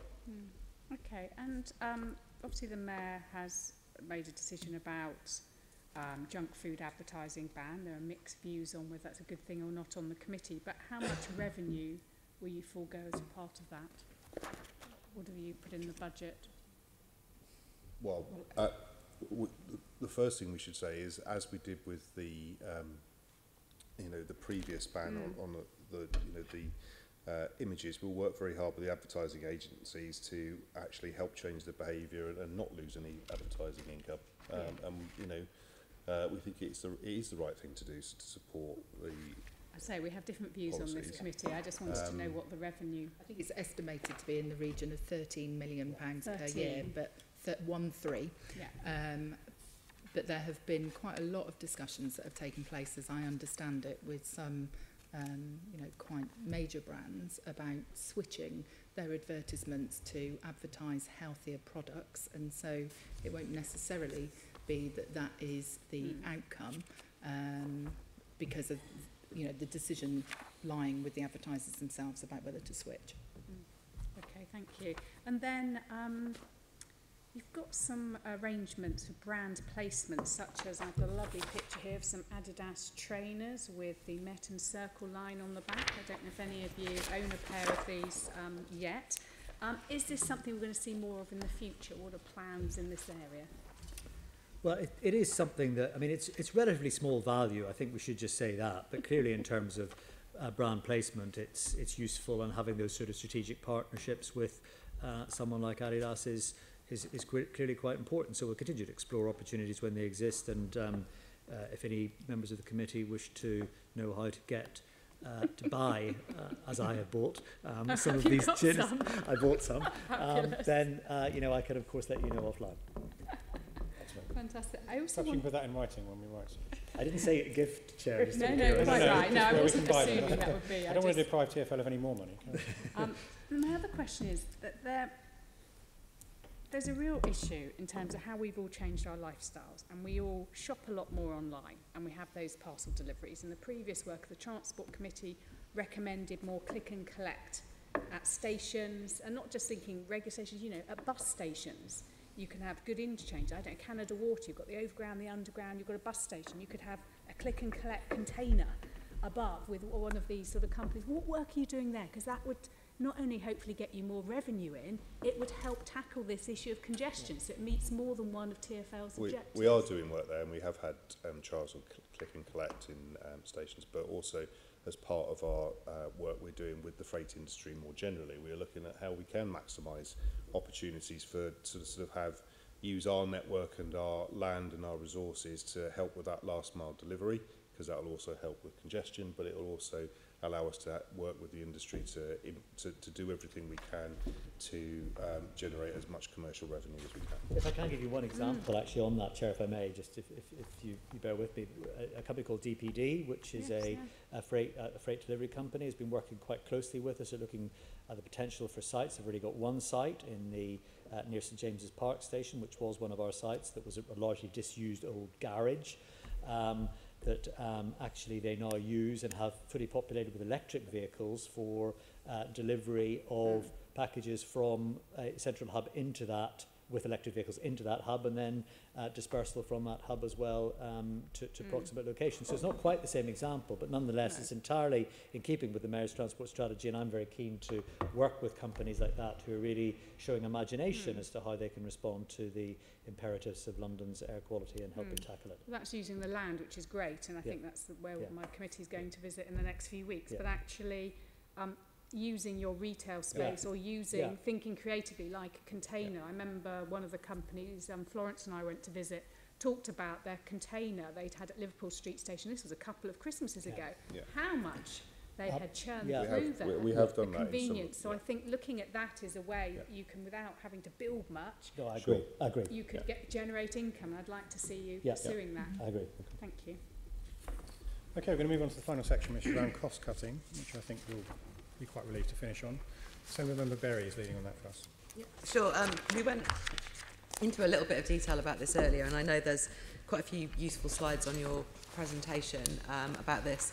But essentially, we want to know how you're coming £246 million under budget in the current year. Okay. So what have you cut? We, as we said, have been looking at modernising the whole of our organisation, and this is the third year in which we will have reduced our like-for-like operating costs. Over 140 million of those savings include an element of staff-related costs, where we've effectively looked at the people we need and frozen some vacancies in some areas. We are making big strides in terms of the beginnings of modernising our maintenance practices, which Mike talked about earlier on. There are some operational savings from the delays to the East London line.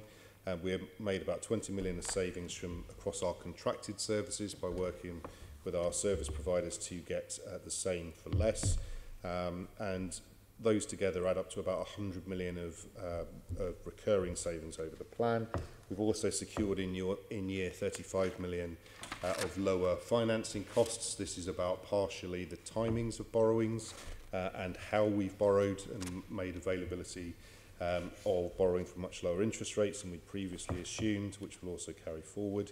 So it's about 175 million of the 240 million there that are from those areas, and there is 70 million from capital renewals, which is mainly around timing, which we discussed earlier, which we have now looked at in terms of being more realistic about the level of renewals that we can deliver going forward, and bake that into our renewals budget going forward, and that gets us to the 240 million. Just one correction, it was not the East London line, it was the Elizabeth line today.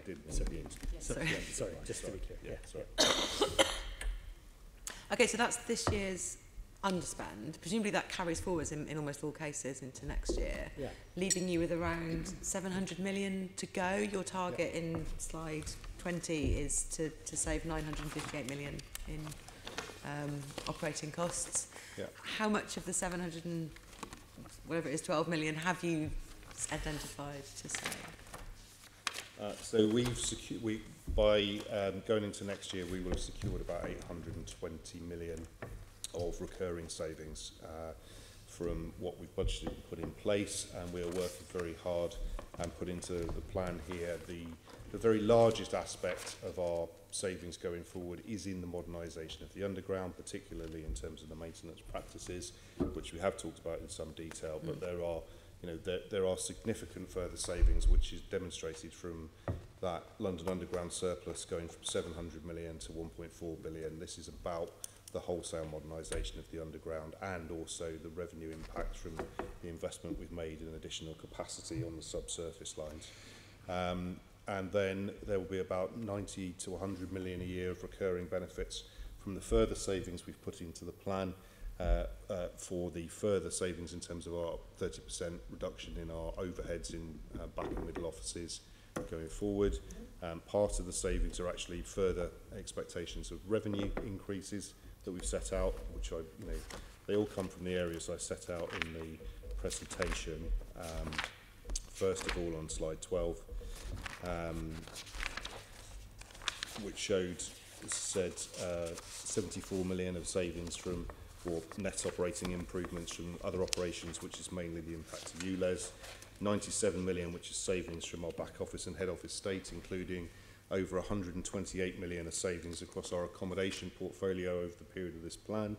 169 million of improvement in our commercial revenues, 500 million through the modernisation of all aspects of how we run the underground, and then the net operating surplus from the Elizabeth line. Sorry, I'm trying to focus on where you're cutting spending rather than changing the net position, if that makes sense, because you're describing lots of gains in income there that are going to contribute to the net position. But sorry, just to stick to the question that I'm supposed to be asking, which is about actual cuts in what you're doing. So, as I said, over 90 million a year we're saying will come from cutting expenditure on our overhead costs in our back and middle offices. That includes our accommodation portfolio, where we will have banked over 128 million of savings over the course of the plan. The majority of the improvement in the underground is by saving money on how we maintain the underground, which Mike has talked about in some detail earlier on. There are further savings across all areas of our business, but we do express these in terms of net operating savings, because there is both the aspect of if revenues improve substantially, then you don't necessarily have to make all of the savings. We really are focused, as we set out on the slide 22, on having a net operating target for each division, whether that's a deficit or a surplus. No, that's really useful. I'm just trying to focus on the bits where you might be cutting back. Can I ask what reductions will impact negatively on frontline services? Well, are there any, or is that a bottom line for you? No, it's not my intention for that to happen. So I think the reality is that, again, going back to the underground, the reality is that the last part of the old PPP arrangements disappeared just a couple of years ago. That has allowed us now to look holistically across the way that we maintain trains and signalling and track consistently across the whole underground for the first time since the late 1990s. We've now got a much more modern asset base with computer-based digital technology in place that allows us to maintain those in a different way, allows actually, very importantly, different relationships with the supply chain, who still have some role to play in some of our processes around the maintenance of the underground. And I think it's quite right that we apply best practice to ensure we do things consistently. So, for example, just to give you one very specific example to illustrate the point, there have been still some fleets of trains on individual lines on the underground that maintain trains based on number of days between the previous maintenance cycle rather than the amount of kilometres operated.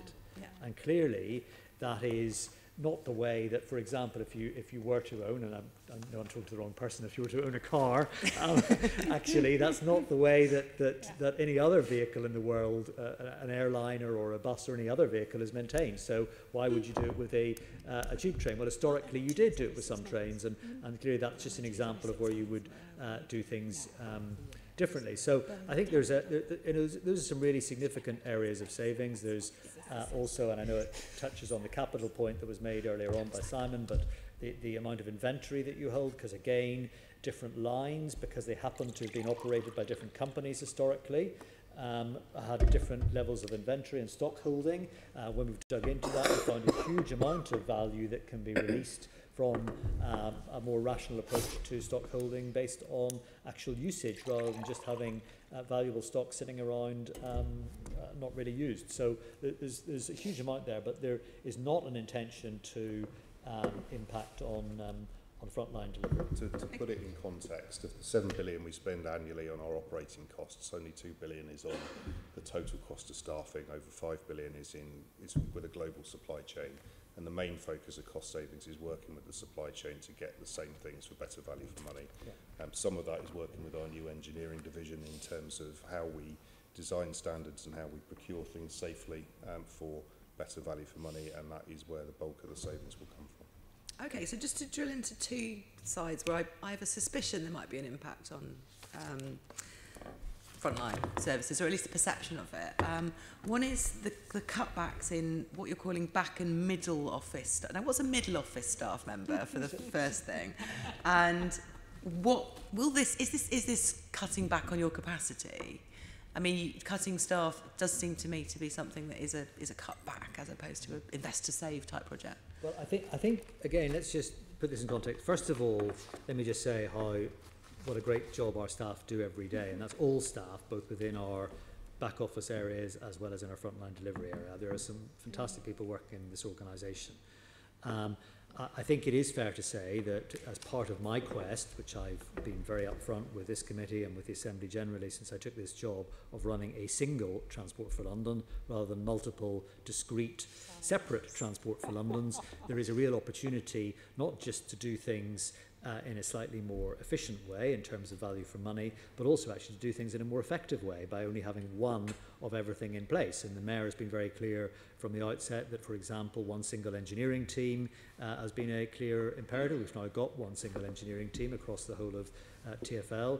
We now have one single major projects division across the whole of TfL. Those didn't happen before. Clearly, when you do that, you create one single set of structures and processes and support areas to interface against those. So whether it's an HR support team or a finance support team, you clearly don't need multiple people doing multiple pieces of work because you have one touch point with the professional services that support those types of areas. Your question on the middle office, and it is it does risk sounding like jargon, I do accept that, and I'm not terribly comfortable with the term myself, but in effect, it's those people who don't sit within our professional service areas, so HR or finance or procurement or press office or whatever, but those who sit within the individual delivery businesses but provide non-frontline services. So again, as an example, we've just brought together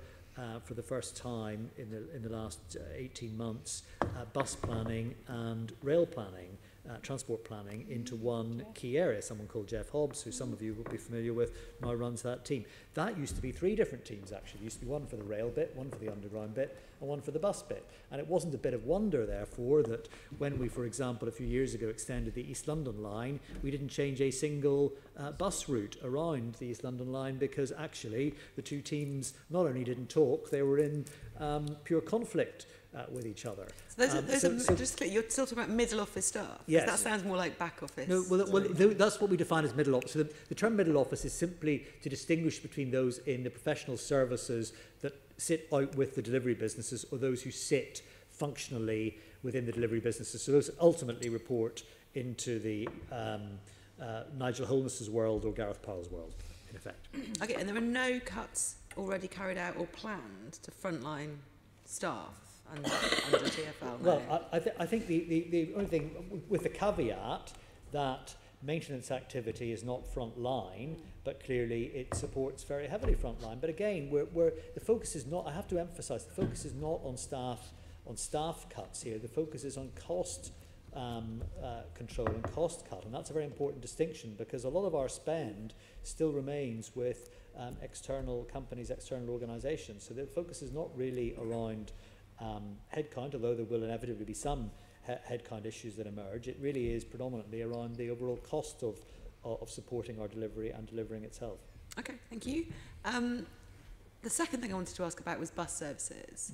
So I'm not on the Transport Committee, just to be clear, so if this has been discussed there, then let me know. But essentially, as I understood it from a sort of budget point of view, there weren't going to be any cuts overall to bus services. They were going to be, and this is discussions we had a year ago with the previous Deputy Mayor, they were going to be moved from inner London and central London routes that were going to be not so necessary because of things like Crossrail and other improvements in central London, and moved to outer London where they would be needed, that fitted in with mayoral priorities.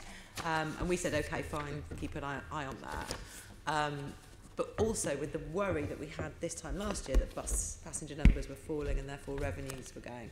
Now it seems to me that, and this is numbers that we don't have in our presentation, it just says right sizing in the presentation, it doesn't say how many miles of bus services might be cut. But it seems to me the BBC's managed to estimate that the mileage would be reduced by 7% in buses. And that seems to me like, well, the opposite of invest to raise money. It seems to me like attrition and potentially putting at risk more people getting on the buses. So can you tell us about that, basically? Are you cutting back on buses? What is the mileage reduction? If so, what money are you saving on the buses? And what impact do you think that's going to have on revenue? So figure 23 in the business plan does set out and define by inner and outer London. This is actually in the main business plan document. Yeah. Do you know what page it's on? Figure 23. That's page 81. Thank you. And what you will see there is a reduction in mileage in central London over the period of the business plan, inner London, I think it's referred to in that table, and an increase in mileage in outer London. And whilst the increase in mileage in outer London is smaller than the reduction in inner London, what we need to do is find a way where we can get buses to areas of growth in outer London. We all know that developments are happening in lots of outer London boroughs. We need to get people that are living in those new homes to public transport interchanges, to underground, overground train stations. We need to think about improving the orbital links between town centres in outer London, and some things I know Assembly Member Pigeon is quite interested in as well, things like express services. What we have seen in the last 3 years is a 12% reduction in bus usage in central London, and that informs some of the work that we have been doing through the Central London bus consultation at the end of last year. I'm very clear that the way to increase bus usage in London is not simply to put more and more buses on historic routes, but actually to introduce bus services in the places and at the times that people need them. So what we've done here is, actually look at what some of the trends are and think about how we can, in an incremental fashion, step by step, start to put buses into the places where we see demand increasing. And when you look at the map across London, you see places like Croydon that have seen a 9% increase in bus usage, and yet you see in central London reductions. And so I think, we've got a choice here. We could put our head in the sand and not do anything about it and try and preserve the bus network in Aspic, or we could actually say, let's run our bus service in an efficient way and get the right number of buses in the right place at the right time. Thank you. Can I interrupt? I'm really sorry, just that we talked about the philosophy behind this and the overall principles in some detail when this started out. Yeah. I'm just trying to get hold of how much money have you taken out of the service? How much do you plan to take out? What's the actual reduction in mileage? What will that be in the future? Will that affect passenger numbers? And you're explaining the principles behind it, but I'm just wanting to get the numbers. I can quite happily share that information with you. The increases in the outer London bus network over a 5-year period would cost about £40 million. On a net basis over the next 5 years, the reduction in inner London would save approximately 180 million.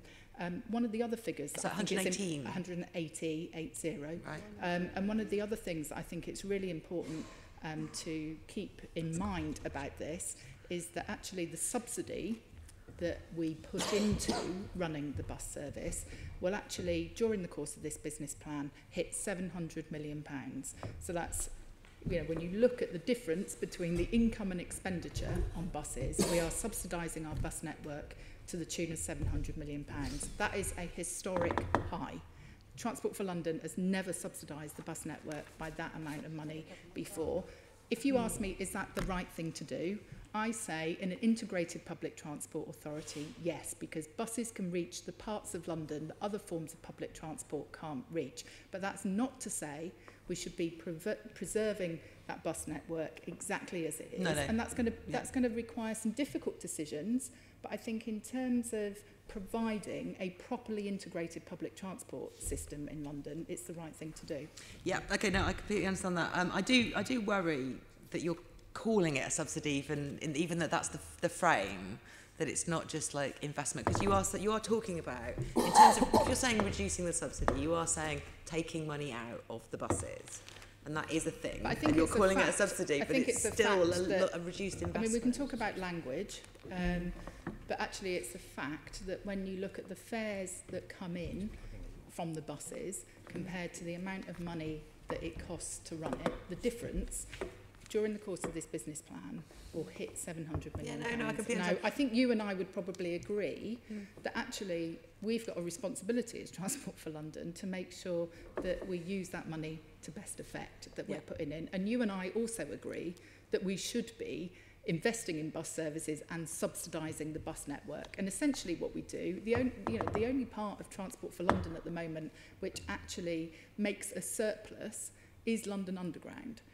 We want to increase the amount of surplus that London Underground makes, and we will be using that sort of surplus, and hopefully a surplus from other things such as DLR, London Overground, whether it's Santander Cycles or whatever it is, in order to make sure that the things that we need to invest in order to achieve the targets set out in the Mayor's Transport Strategy, getting more people walking, cycling and buses that I know you and I agree on, that's actually the sort of flow of money that exists in Transport for London. And, I think what we're doing is a rational and measured approach to this to make sure that we don't straight away start putting on loads and loads of buses in areas where the demand isn't there for it. It will be an incremental approach. That's why there's a difference between the amount that's coming out of central London and the amount that is going into outer London. We're exploring things such as demand responsive buses as well, a huge number of different things that are going on.